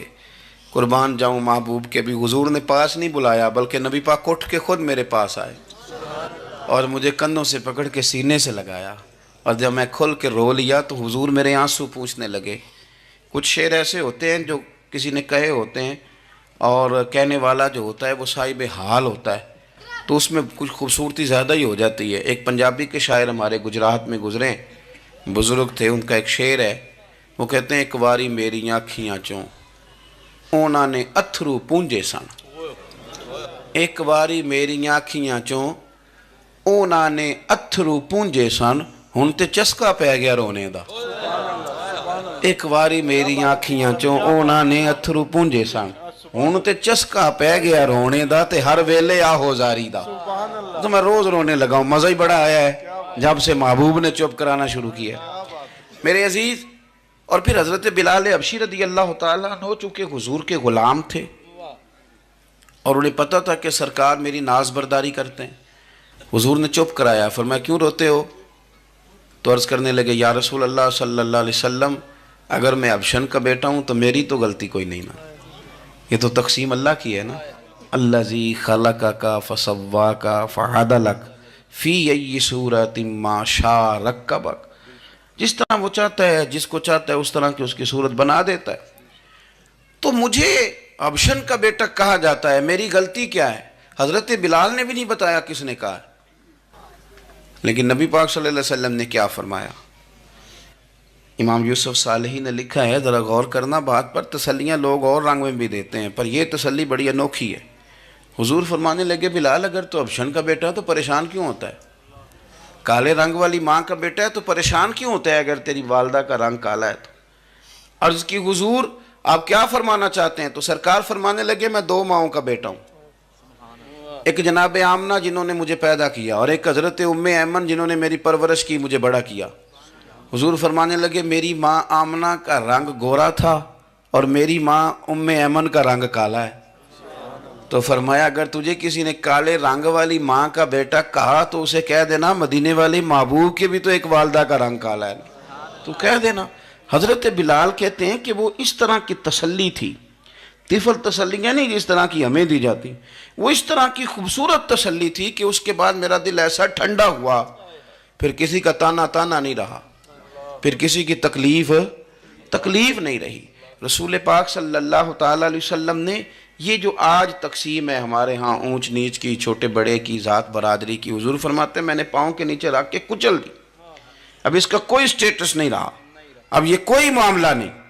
پھر میرے بھائی ایک معاملہ ہمارے اندر جو اور بڑی شدت کے ساتھ آیا ہے اور جس نے بڑا زور پکڑا ہے وہ یہ ہے کہ ہم نا پڑھے لکھے لوگوں سے معذرت کے ساتھ، پڑھے لکھے لوگوں کا بھی ایک مسئلہ ہے، وہ دوسروں کو جاہل کہنا ضروری سمجھتے ہیں الا ماشاء اللہ۔ میں اکثر کہتا ہوں کہ یہ تو آسان کام ہے نا، آپ نے کہہ دیا جاہل نہیں جی سارے پنڈ والے، یہ تو بڑا آسان کام ہے، تو جان چھڑانے والی بات ہے۔ ان پڑھ ہیں جی اس قوم دا کچھ نہیں بن سکتا، بھی تو آسان کام ہے، جان چھوٹ گئی۔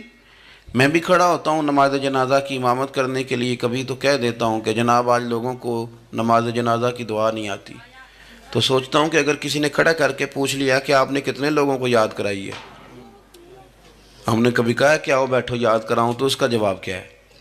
تنقید کرنا آسان کام ہے اور تعمیر کرنا یہ مشکل مرحلہ ہے۔ عزیز دوست، ہمارے ہاں نا ان پڑھ بندے کے ساتھ اور اس بندے کے ساتھ جس کی سوچیں محدود ہیں، ہمارا رویہ اتنا تلخ ہوتا ہے۔ بھئی مزہ تو تب آتا ہے نا جب آپ کو، کچھ لوگ کہتے ہیں میں اچھے کے ساتھ اچھا ہوں، تو اچھے کے ساتھ تو ساری دنیا اچھی ہوتی ہے، آپ نے اس میں کیا کمال کیا ہے؟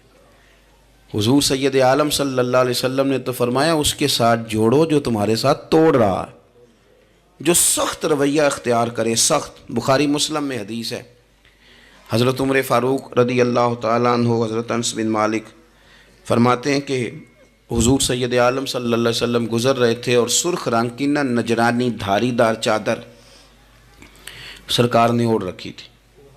ایک بدو آ گیا، اس نے کیا کیا کہ حضور کی مقدس چادر کو پکڑ کے کھینچا، اور اس زور سے کھینچا کہ گردن مبارک پہ نشان پڑ گیا۔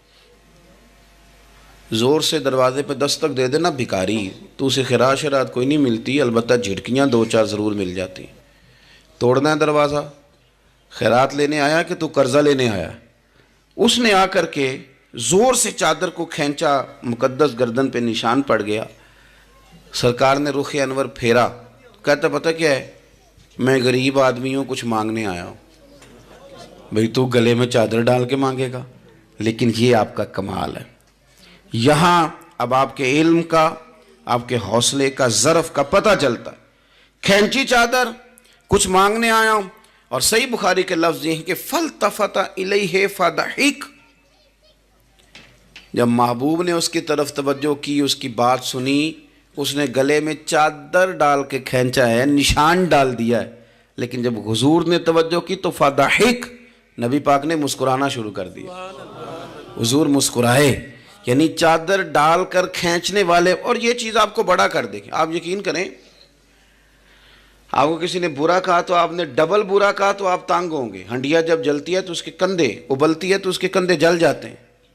آپ کسی کو اینٹ کا جواب پتھر سے دے کے پریشان ہوں گے، لیکن اگر آپ نے کہہ دیا نا چل یار موج کر، ہور کر لے دو گلا، اور آپ ہنسیں، یہ بڑی پاکیزہ سزا ہے دشمن کے لیے، بڑی صاف ستھری۔ جتن جتن تے ہر کوئی کھیڑے، ہارن کھیڑ فقیرہ، جتن جتن تے سارے لوگ کر دینا کام جتنے آلہ، میں نے جیتنا ہے۔ تو درویش کہتے ہیں جتن جتن تے ہر کوئی کھیڑے، تو ہارن کھیڑ فقیرہ، اوے جتن دا مل کوڈی پیندائی، ہارن دا مل ہیرا، ہارن دا مل ہیرا۔ کبھی کبھی ارادہ کریں چل کوئی بات نہیں، کر لے یار، پھر کیا ہے۔ اور یہ کام آئے گی چیز بہت زیادہ۔ حضور صلی اللہ علیہ وسلم سے کہنے لگا کچھ مانگنے آیا ہوں، تو اب حضور نے کیا فرمایا؟ فرمایا ایک دو چار بکریاں نہیں، دو پہاڑیوں کے درمیان جو ریوڑ ہے نا بکریوں کا، اجڑ، فرمایا سارے اس کو دے دو۔ اب اس نے وہاں تو کوئی جملہ نہیں کہا، گھر چلا گیا اپنے گاؤں قبیلے، اور وہاں جا کے لوگوں سے کہنے لگا سارے ادھر بیٹھے ہو، جاؤ دوڑ جاؤ مدینے جا کے مصطفیٰ کا کلمہ پڑھو۔ کہنے لگے وہ تو اتنا دیتے ہیں کہ غربت کا ڈر بھی دور ہو جاتا ہے۔ تو نبی پاک صلی اللہ علیہ وسلم کا ان لوگوں کے ساتھ جو ان پڑھ ہیں، جو ساتھ ہیں، آج ہمارے بچے اپنے ابا جی کو بھی کہہ دیتے ہیں تسی پڑھے نہیں، ان دور بدل گیا ہے۔ میں ایک شادی کی تقریب میں جا رہا تھا، میرے آگے آگے والد صاحب کو بیٹا سمجھا رہا ہے، کہتے ابا جی ہن نہ اتھے جا کے نہ میٹھے چولاں تے سالن پا کے نہ کھایا جی، بندہ ماڑا لگتا ہے۔ میرا پیار تھا اس خاندان سے، میں نے اس بچے کو تھپکی دے کے کہا، میں کہ پتر تو ذرا لیٹ ہو گیا، جلدی ہوندا تے نہ سارے سیانے ہونا سی۔ یہ ہمارے بچے اب بجائے اس کے کہ وہ قائل کریں، کتنا آپ نے غلط جملہ کہا کہ ابا جی آپ پڑھے ہی نہیں، آپ نے کتنی غلط بات کر دی۔ امام اعظم ابو حنیفہ رحمۃ اللہ علیہ کا ایک شاگرد تھا، وہ تقریر اچھی کرتا تھا، تو امام صاحب رحمۃ اللہ علیہ کی والدہ فرمایا کرتی ہیں ابو حنیفہ جا اس سے جا کے یہ مسئلہ پوچھ کے آ۔ تو امام صاحب فرماتے ہیں اماں میں نہ بتا دوں، تو اماں کہتی تو تے بچہ تینوں کی پتہ ہوئے، حالانکہ وہ شاگرد ہے۔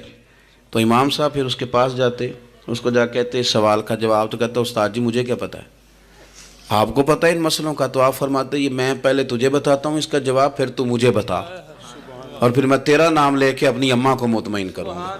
اس لیے کہ ماں باپ کو دلائل نہیں دیے جاتے، انہیں راضی کیا جاتا ہے۔ اور میں بچوں سے گزارش کروں گا ابا جی کو پیسے بھی دیں، اماں جی کے وہ کپڑے بھی لے کے دیں، لیکن ضروری یہ ہے کہ ان کو وقت دیں، ان کے پاس بیٹھیں، ان سے مشورہ کریں، ان کو آپ کے وقت کی ضرورت ہے۔ بڑھاپے میں اس طرح کا ماحول نہ بنا دیں کہ وہ ایک کونے میں بیٹھے ہیں، کوئی پوچھتا ہی نہیں، اس طرح نہ کریں۔ ہم تو اس طرح والدین سے رویہ کرتے ہیں جیسے MBBS ڈاکٹر رات کو وارڈ میں آتا ہے اور 2-3 اس کے ساتھ سٹاف کے لوگ ہوتے ہیں، اور وہ کہتا ہے دوائی کھا لی ہے، طبیعت اب کیسی ہے، بلڈ پریشر ٹھیک ہے، یہ میں نے دوائی بدل دی ہے۔ یہ کیا رویہ ہو؟ آپ ان کو وقت دیں۔ وہ جس طرح آپ چھوٹے تھے تو وہ لاڈ لڈاتے تھے، پیار کرتے تھے، آپ بھی تھوڑا قریب بیٹھیں، اور آپ دیکھیں آپ کو اللہ تعالیٰ اس کی برکت سے کتنی رحمتیں عطا فرماتے۔ تو کسی کو جاہل کہنا، ان پڑھ کہہ دینا۔ ایک حدیث اور سن لیں، بات کو ختم کرتا ہوں۔ اس کو قاضی ایاز رحمۃ اللہ علیہ نے شفا شریف میں لکھا ہے۔ ایک بدو حضور کی بارگاہ میں آیا اور اس نے آ کے کچھ مانگا، اللہ کے پیارے حبیب صلی اللہ علیہ وسلم کی بارگاہ میں مانگا، جہاں ایک مانگنے پر دریا بہا دیے جاتے ہیں۔ دریا بہا دیے ہیں، در بے بہا دیے۔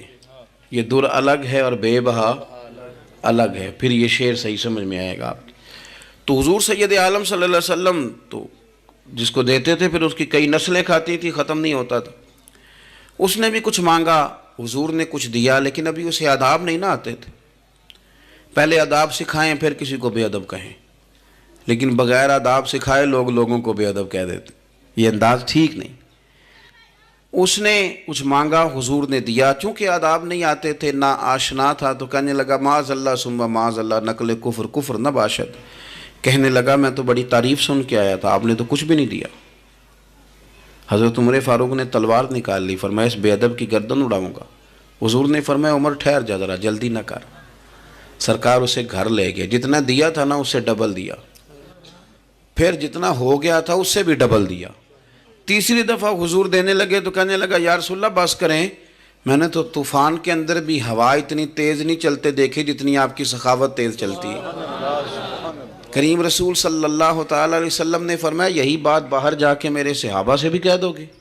حضور کہہ دوں گا۔ فرمایا جب تم نے کہا تھا نا نہیں دیتے تو ان کے دل ٹوٹ گئے، جب تم کہو گے نا بڑا دیتے ہیں تو ان کے کلیجے ٹھنڈے ہو جائیں گے۔ وہ باہر آیا، آ کر کے کہنے لگا میرے رسول پاک علیہ السلام کے مقدس غلاموں، میں نے تو طوفان میں بھی ہوا اتنی تیز نہیں دیکھی جتنی کریم کی سخاوت تیز ہے۔ پیارے حبیب صلی اللہ تعالیٰ علیہ وسلم تو کمال کر دیتے ہیں۔ اب صحابہ خوش ہو گئے۔ میرے نبی پاک صلی اللہ علیہ وسلم نے ہماری تربیت فرمائی کہ ہم نے کس طرح کا رویہ ایسے لوگوں کے ساتھ اختیار کرنا ہے۔ حضور فرمانے لگے عمر اگر تم اس سے پہلے قتل کر دیتے جو اس نے کہا تھا تو یہ دوزخ میں جاتا، اور اب جو کہہ رہا ہے اس پر مرے گا تو رب اسے جنت عطا فرمائے گا۔ حضور فرمانے لگے عمر میری اور تمہاری یعنی میری اور میری امت کی مثال اس آدمی کی مثال کی طرح جس کی اونٹنی بھاگ گئی تھی، ناک سے نکیل نکل گئی تھی۔ بہت سارے لوگ آئے اسے پکڑنے کے لیے، ہاتھوں میں نیزے تھے، ڈنڈے تھے، تلواریں تھیں، پر وہ کسی کے قابو نہ آئی، زخمی ہو گئی پر کسی کے قابو نہ آئی۔ حضور فرماتے ہیں پھر اس کا اپنا مالک آ گیا، اس نے تھوڑا سا چارہ اٹھایا، میری طرف دیکھیے گا جی، چارہ اٹھایا، اونٹنی کو دکھایا، وہ دوڑی آئی، اس نے اس کو تھپکی دی، بغیر کسی کی مدد کے ناک میں نکیل ڈالی، پھر اونٹنی پر سوار ہوا اور کہنے لگا لوگوں تم نے میرے جانور کو بڑی تکلیف دی، اونٹنی میری ہے، اسے سنبھالنے کا طریقہ بھی مجھے ہی آتا ہے۔ گویا حضور فرما رہے ہیں عمر یہ امت میری ہے تو اسے کس طرح سنبھالنا ہے یہ طریقہ بھی مجھے ہی آتا ہے۔ ان کی کہاں کس بنیاد پر کس رنگ میں تربیت کرنی ہے یہ میں جانتا ہوں۔ ہمیں اگر ہماری زندگی انصاف والی ہو، عاجزی والی ہو، اطمینان والی ہو، आजी भी दिल का नाम है, इत्मीनान भी दिल का नाम है। बहुत सारे गर्दनें झुकाने वाले भी आजिज़ नहीं होते। अपने दिल से तहैया कर लें कि मैं किसी शख्स को भी अपने से छोटा नहीं जानता, कमज़ोर नहीं जानता। मैं किसी शख्स के बारे में भी ये रवैया नहीं रखता कि ये कोई बुरा है। अगर कहीं ज़रूरत पड़े तो किसी की इस्लाह करें। अगर वो इस्लाह कबूल न करे और आपको महसूस हो कि ये मामला आपके बस में नहीं, तो फिर भी उसके लिए दुआ करें। किसी कोने में जाकर के तनकीद करने की इजाज़त नहीं है। अपने आप को समेटें, सोचों को बिखरने से समेटें, अच्छा सोचा करें। जो लोग अच्छा सोचते हैं वो सेहतमंद रहते हैं, उनकी सोचें ताज़ा रहती। आप हर एक के बारे में खैर का रवैया इख्तियार करें और मुस्बत पहलू तलाश करें। आप मुस्बत पहलू, हर वक्त तनकीद करना, हर वक्त तनकीद करना। मैं एक महफिल में बैठा था, बात मेरी ख़त्म हो गई तो एक नात खां ने बड़ा अच्छा शेर पढ़ा। हम बड़ी इस बात की तरदीद करते रहते हैं कि ये तय करके और पैसे लेके और ये नहीं करनी चाहिए चीज़ें, लेकिन ये कि ये गलती किसकी है? ये उस आवाम की गलती है जो रेट बनाती है, चीज़ें ख़रीदती है। जो चीज़ें आप ख़रीदेंगे नहीं, बिकेंगी भी नहीं मार्केट में। आप ख़रीदते हैं तो कोई बिकता है ना। मेरी बात की समझ आ रही है? तो हम ये सारा कुछ डाल देते हैं। अब क्या होता है कि इतनी सोहनी महफिल सजी हुई है, लेकिन उसमें बैठ कर लोग हुजूर की तारीफ़ सुनने की बजाय ये कह रहे हैं इसने 40,000 लिया है।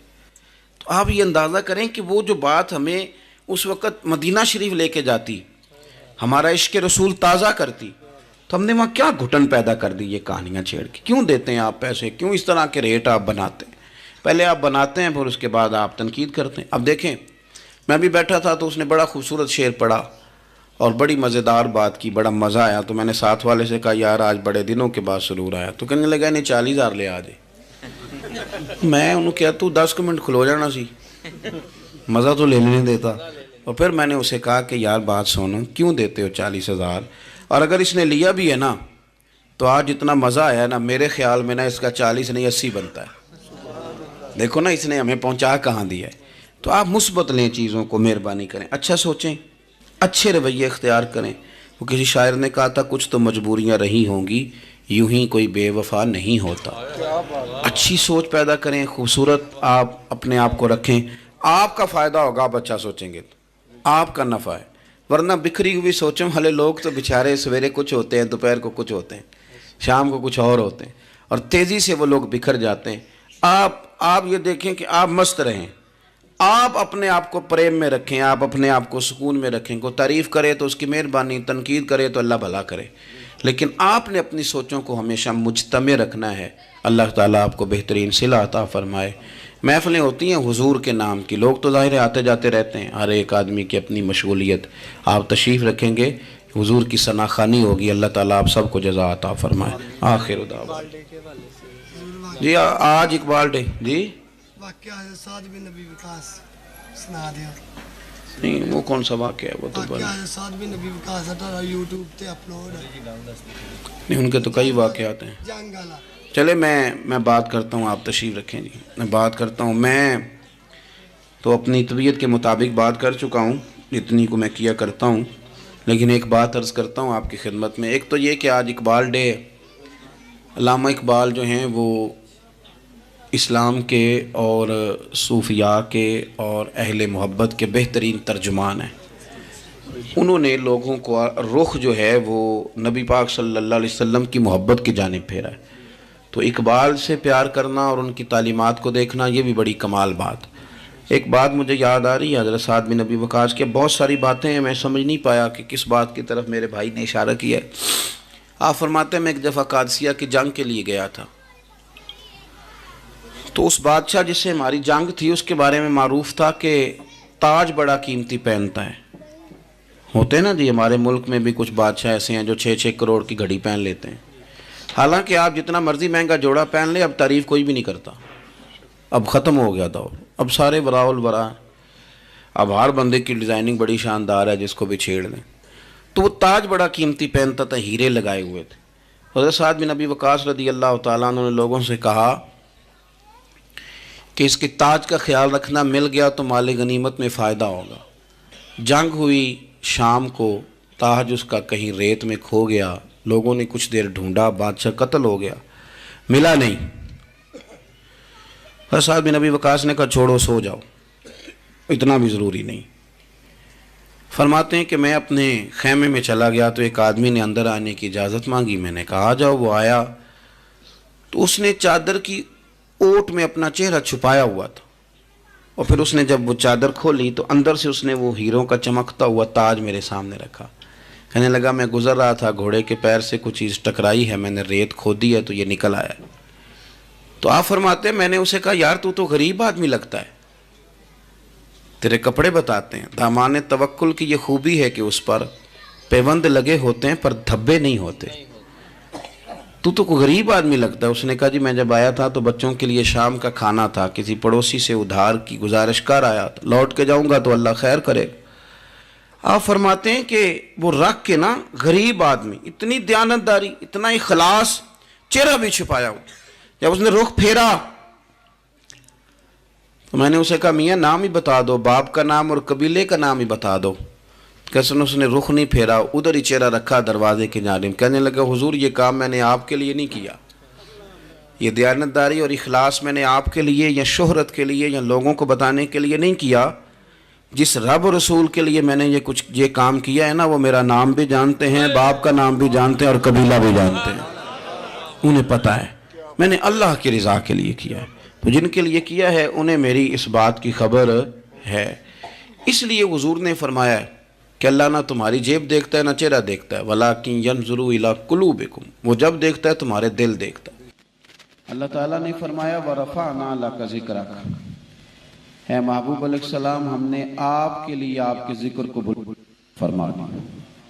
اللہ کے پیارے رسول صلی اللہ تعالیٰ علیہ وسلم نے حضرت جبریل امین علیہ السلام سے یہ پوچھا کہ اے جبریل یہ بتائیے کہ کس طرح اللہ نے میرا ذکر بلند کیا ہے؟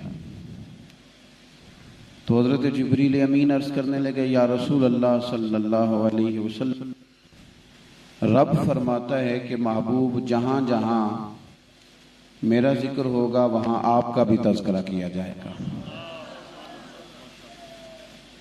اور قرآن مجید نے وضاحت کے ساتھ کہا ہے کہ یسبح للہ ما فی السماوات و ما فی الارض، زمین میں ہر چیز اللہ کی تسبیح پڑھتی، اللہ کا تذکرہ کرتی، اللہ کا ذکر کرتی۔ آپ تھوڑا سا اگر غور فرمائیں نا تو ہمارے گجرانوالہ سے لاہور اذان کا 2 منٹ کا فرق ہے، مغرب کی اذان کا، اور ہمارے شہر سے کراچی کا کو 25-27 منٹ کا فرق ہے۔ اس بیچ پورے پنجاب میں 1-2 منٹ کے وقفے سے اذانیں ہوتی رہتی ہیں، اور ہمارا عرب شریف سے 2 گھنٹے کا فرق ہے۔ اس بیچ ہر وقت ہی اذان پڑھی جاتی ہے اور ہر وقت ہی رسول پاک کا تذکرہ کیا جاتا ہے۔ محدثین حدیث پڑھا رہے ہیں، شارحین شرح لکھ رہے ہیں، سیرت نگار کتابیں لکھ رہے ہیں، حضور کے غلام محافل کا انعقاد کر رہے ہیں۔ فاضل بریلوی فرماتے ہیں بیوں سمجھ لو کہ عرش پہ تازہ چھیڑ چھاڑ اور فرش پہ طرفہ دھوم دھام، بس کان جدھر بھی لگا یہ تیری ہی داستان ہے۔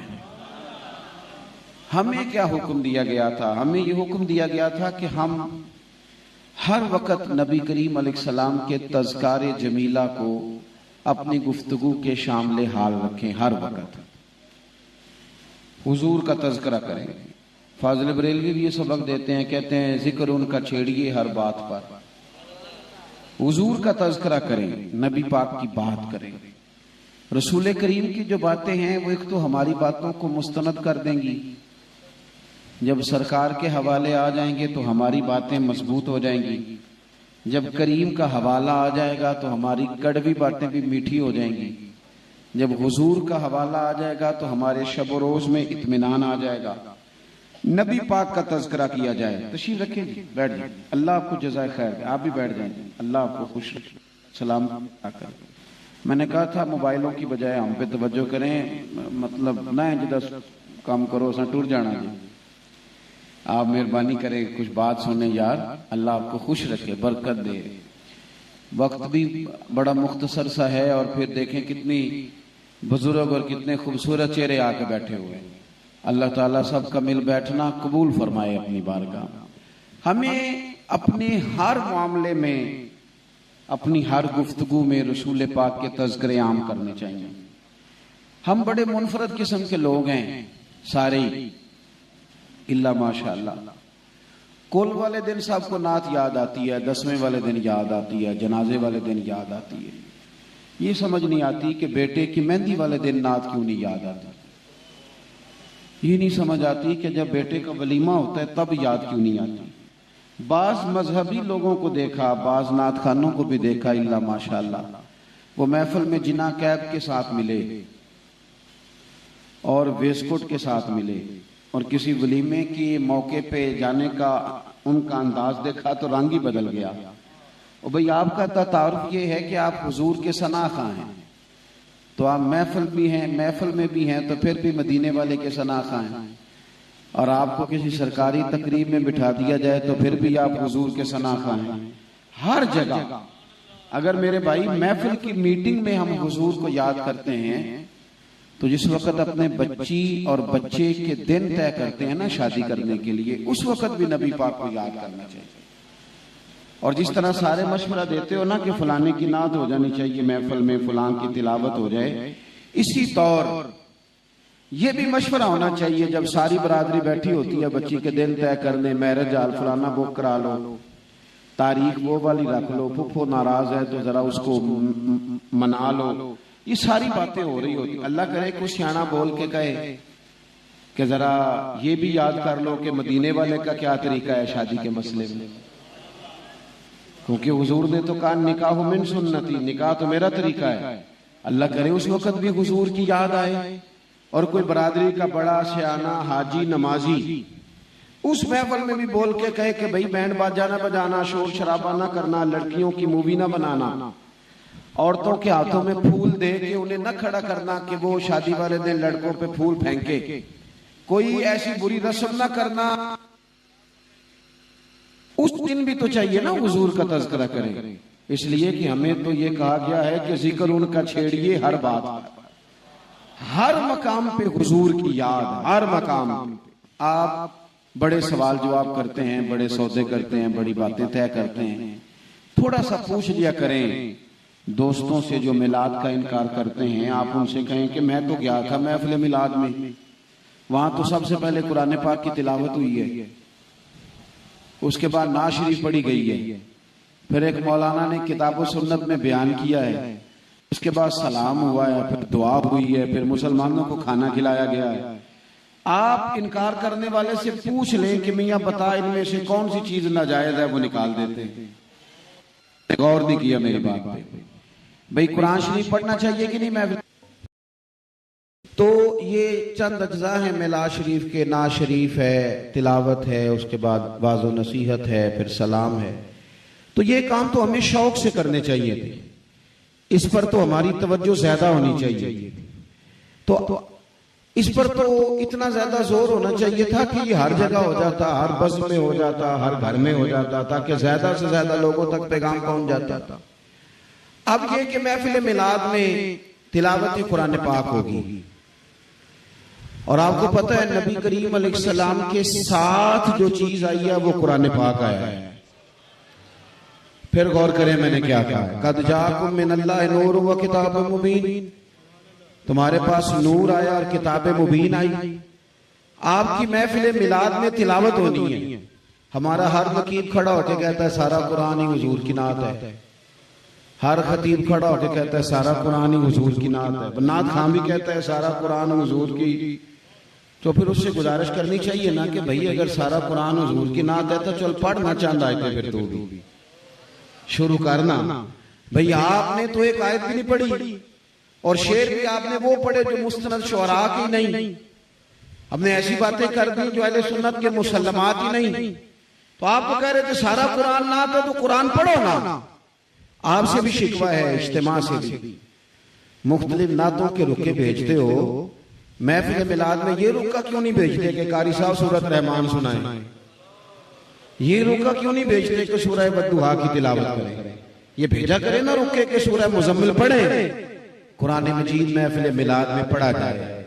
ساری دنیا تعریف کرتی ہے، حضور کی کرتی رہے گی، پر جو بات چہرہ والضحیٰ میں رب نے کر دی ہے اور جو زلف واللیل کہہ کے اللہ نے کر دی، اور جو حضور کے سینے کو علم نشرہ کہہ کے رب نے نعت بیان کر دی، وہ کوئی بیان کر سکتا؟ تو میلاد کی محافل میں قرآن پاک کا خاص اہتمام کیا جائے، خاص ذوق کے ساتھ، اور ضروری نہیں کہ آپ کو 40,000 والا قاری منگائیں۔ آپ کا امام جو کئی نسلوں سے آپ کو قرآن پاک پڑھا رہا ہے نا، اسی کو کھڑا کریں اور اسے کہیں کہ آپ جناب پڑھیں، کوئی ایک پھولوں کا ہار کبھی کبھی اس کے گلے میں بھی ڈال دیا کرے، فائدہ ہی ہوتا ہے، کوئی نقصان نہیں۔ اس کو کہیں کہ قرآن مجید کی ایک سورت تلاوت کریں اور پھر اس کا ترجمہ سادہ، اس کے بعد نعت شریف ہوگی۔ نعت ہمارا ذوق ہے، نعت ہمارا ایمان ہے۔ حضرت عباس بن عبد المطلب رضی اللہ تعالیٰ انہوں نے کہا یا رسول اللہ آپ کی نعت پڑھوں؟ حضور آپ کی نعت پڑھوں؟ تو حضور سادہ بھی کہہ سکتے تھے پڑھو۔ یا رسول اللہ نعت پڑھوں؟ تو حضور فرمانے لگے پڑھو، اللہ تمہارے دانتوں کو سلامت رکھے۔ کتنی بڑی دعا ہے نعت کے لیے، کتنی بڑی۔ آپ نے ناراض نہیں ہونا، غریب لوگوں کے ذمے ہم نے نعت لگا دی ہے، غریب امیر کا بچہ تو انگریزی پوئم یاد کرتا ہے، بھائی اسے نعت یاد کراؤ، حضور کی نبی پاک کا تذکرہ اسے یاد کراؤ۔ آپ خود بھی نعت پڑھیں، آپ کے بچے بھی نعت پڑھیں۔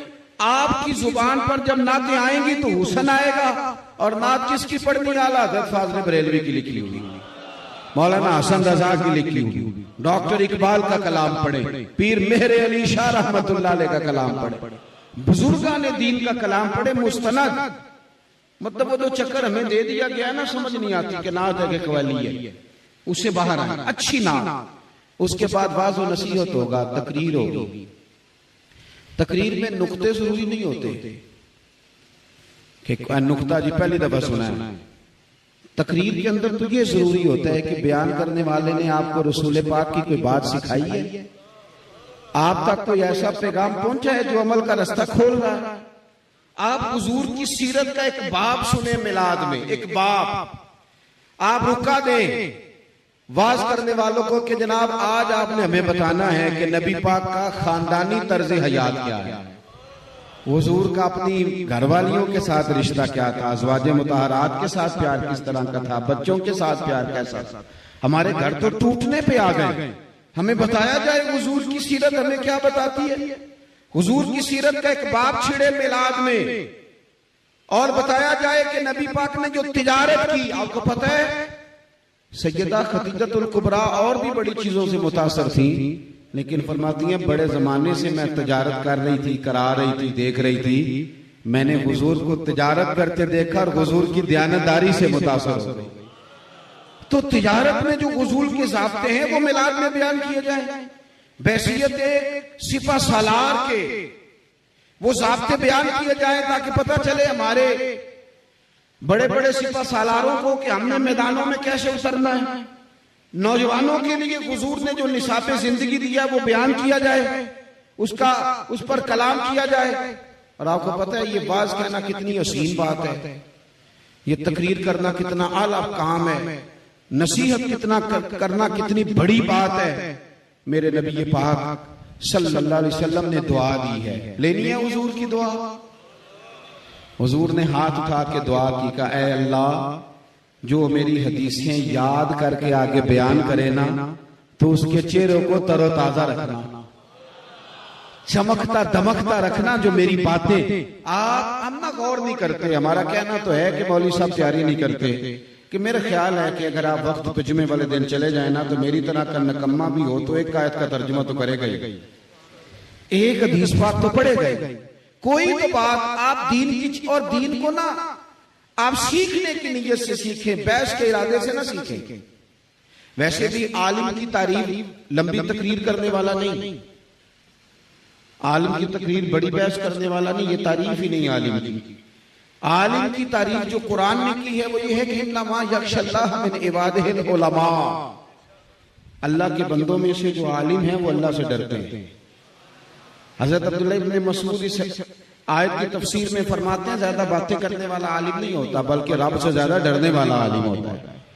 آپ اگر علم والے ہیں، اگر آپ کچھ سیکھ رہے ہیں تو اس کا مقصد یہ ہے کہ ہم اپنی تربیت کیسے کر سکتے ہیں۔ تو محفل میلاد میں اچھی گفتگو ہو، سنجیدہ ہو، سلیقہ مند ہو، ہمارے ہاں تقریر چمکانا بڑا کام ہے، ہم بھی دیکھتے ہیں مہنگا خطیب کون سا ہے، غور کرتے ہیں پہلے، ناراض نہ ہونا۔ آج کل نیک بندہ سمجھ کے دعوت نہیں ہوتی، مشہور بندہ سمجھ کے دعوت ہوتی۔ لوگ دیکھتے ہیں آج کل ہوا کس کی چل رہی ہے، تو ہوا تو بھائی کبھی ادھر کی ہوتی ہے تو کبھی ادھر کی ہوتی ہے، اڑتی نہیں اسمان نہ اٹھتے اپنے آپ پتنگ، بس جدے ہاتھ ڈور ہے نا تیری اودیاں خیرہ ماما۔ آپ یہ دیکھیں کہ بات حضور کی کرنی خوبصورت سنجیدہ، یہ ہمارا سٹیج سنجیدہ سٹیج ہے، ان لوگوں کے ہتھے نہ دیں جو کبھی بھاگ کے ادھر چلے جائیں، کبھی بھاگ کے ادھر چلے جائیں۔ آپ کو پتہ ہے یہ سٹیج کس کا ہے؟ یہ غزالی زمان کا سٹیج ہے، یہ محدث اعظم پاکستان کا سٹیج ہے، یہ بزرگ اور اکابرین کا سٹیج ہے سنجیدہ۔ اس کے بعد جناب سلام ہوگا۔ او دوستو سنو، رحمت کا ایک قطرہ بھی مل جائے تو بندے کی زندگی بن جاتی ہے۔ جے ایک قطرہ بخشے مینوں، کنا جی ایک قطرہ، اور آپ نے درود شریف پڑھا، حضور کیا فرماتے ہیں؟ تم میرے اوپر ایک بار درود میں پاک پڑھ، اللہ 10 رحمتیں فرمائے گا، اور تو 10 بار پڑھ اللہ 100 رحمتیں کرے گا۔ اور حضور فرماتے ہیں جس نے 100 بار پڑھا نا، اس کی پیشانی پہ قیامت کے دن لکھ دیا جائے گا کہ منافقت سے بھی بری ہے اور جہنم کی آگ سے بھی بری ہے۔ لیکن شرط یہ ہے کہ ذوق سے پڑھا جائے، وضو ہو کے پڑھا جائے، خوشبو لگا کے پڑھا جائے۔ یعنی آپ وہ جو میں نے اور آپ نے رٹا لگا لیا نا، میں بڑا مصروف ہوں، بڑے مصروف تھے حضرت عمر بن عبدالعزیز، بادشاہ تھے اور بڑا کام کرتے تھے اور بڑی خدمت کرتے تھے، پر کہتے ہیں کبھی زندگی میں ایسا نہیں ہوا کہ دن ایک گزرا ہو اور میں نے 3000 بار درود و سلام نہ پڑھا ہو۔ میلاد سارا درود شریف پڑھنا۔ پھر اس کے بعد ہم نے اس کو عید کا ہے نا، میلاد کو کیا کہا ہے؟ عید بولتے نہیں، تسی ناراض جاب دے ہو، عید تو بیٹیوں کو عید بھی دینی ہے میلاد شریف پہ، بہنوں کو عید بھی دینی ہے، اور جو زیادہ غریب نہیں ہے اسے صحیح سوٹ لے کے دینا ہے، اور بھیجنا نہیں، بھائی خود جائے اس کے ساتھ، اس کو دے کے آئے۔ 600 کا پرانا جوڑا بھی بہن کو دے آؤ گے نا تو وہ ٹیبل پہ رکھ کے سارے محلے کو دکھائے گی میرا بھرا بڑا چنگا ہے، میرے کو عید لے کے آئے۔ اسے بتاؤ کہ یہ وہ والی عید ہے جو ساری عیدوں کی سردار عید ہے۔ آپ بہن کو، بیٹی کو، اور جو آپ کے گھر میں بیٹی ہے بہو بن کے آئی، اس کو آپ ان کو عید دیں اور اسے کہیں کہ یہ تو عید ہی وہ ہے جس پہ حضور نے بات ہی بیٹیوں کی کی ہے۔ آپ نہ غریب کے بچے کو عیدی دیں، عید میلاد پہ آپ جھنڈیاں سستی خرید لیں، اور یہ دیکھ لیں کس غریب کا بچہ اسکول پھٹی وردی کے ساتھ جاتا ہے، ٹوٹے جوتوں کے ساتھ جاتا ہے، اسے گفٹ دیں، اور فوٹو والا گفٹ نہ دیں، خیرات سمجھ کے نہ دیں، اس کو ساتھ عزت بھی دیں جو مدینے والے کا طریقہ ہے۔ اسے کہ پتر میں نے اپنے بیٹے کو بھی عید پہ جوتے لے کے دیے، عید میلاد جو آئی ہے تو تجھے بھی لے کے دے دیں۔ پھر اس کے بعد نا لنگر ہوتا ہے سلام کے بعد۔ میں نے اپیل کی تھی، پھر کر رہا ہوں، مہربانی کرو، خطیب کا، نعت خواں کا، عوام کا، سب کا لنگر ایک جیسا پکاؤ میلاد پہ۔ آپ نے استقبال ربیع الاول جلسہ رکھا ہے نا، تو میں استقبال کی باتیں کر رہا ہوں۔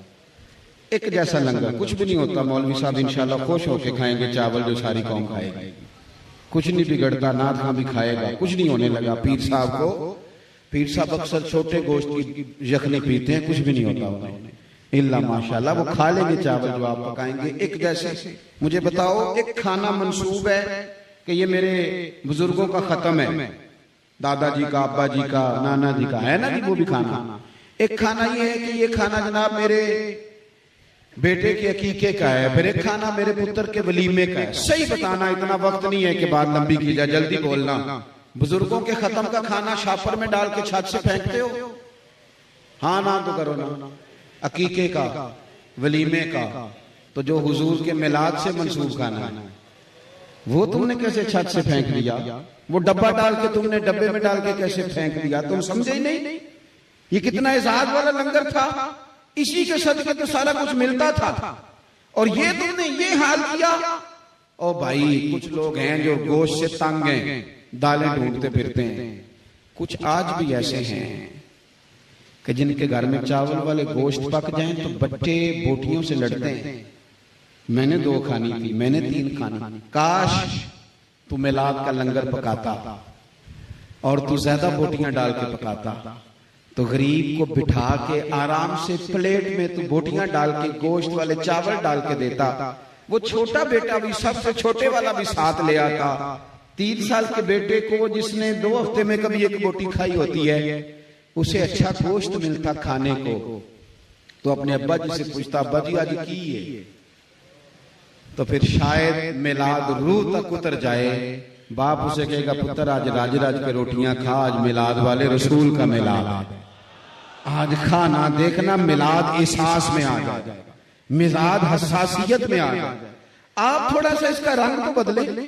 وہی ساری کہانیاں وہی نعت خواں پال لیے وہی خطیب امیر کر دیے وہی جناب آپ کی نظروں نے آج وہی جناب پھول اگر آپ نے ناراض ہونا ہوا تو بسم اللہ ہو جانا. کیا بات ہے کہ میلاد کی محفل میں بھی غریب آدمی آگے نہیں بیٹھ سکتا. یہاں بھی فرنٹ سیٹیں چودھریوں کے لیے اس لیے کہ انہوں نے 50,000 چندہ دیے. بے نمازی آدمی کو مہمان خصوصی بنا لیا. اس شخص کو جس کا کوئی دور دور تک تعلق نہیں صرف لاکھ روپے کی خاطر اتنا ظلم کیا نعت خواں نے کہ نوٹوں کی دتھی دیکھ کے وہ شیر نظر کرنے لگ گیا. اس میلاد میں بھی اگر غریب کو عزت نہیں ملے گی تو سیاسی جلسے میں تو اسے پہلے بھی نہیں ملتی. چودھری تو پہلے بھی نہیں پاس بٹھاتا. کاش تو بات کو سمجھتا اور میلاد کا مہمان خصوصی وہ ہوتا جو فجر کے وقت آ کے مسجد کھولتا ہے. اس غریب کو احساس ملتا اسے پتہ چلتا. سنو نا حدیث بخاری میں ہے ایک بی بی مسجد نبی میں جھاڑو دیتی تھی بیمار ہو گئی. اللہ کے رسول تیمارداری کرنے جاتے. کیوں میرے دین کی نوکری کرتی ہے تو نے احساس ہی نہیں دیا یار تو سمجھا ہی نہیں. اس مسجد کا اس محفل کا مہمان خصوصی تو وہ ہے نا جس نے جھاڑو دیا دریا بچائی وہ مہمان خصوصی ہے. وہ لوگ مہمان خاص ہیں جنہوں نے اشتہار لگائے جنہوں نے یہاں جھاڑو دے کے کام کیا. اٹھنا پریدا ستے آتے جھاڑو دے مسجد اور تو ستے ہیں رب جاگدا تیری ڈاڈے نال پری.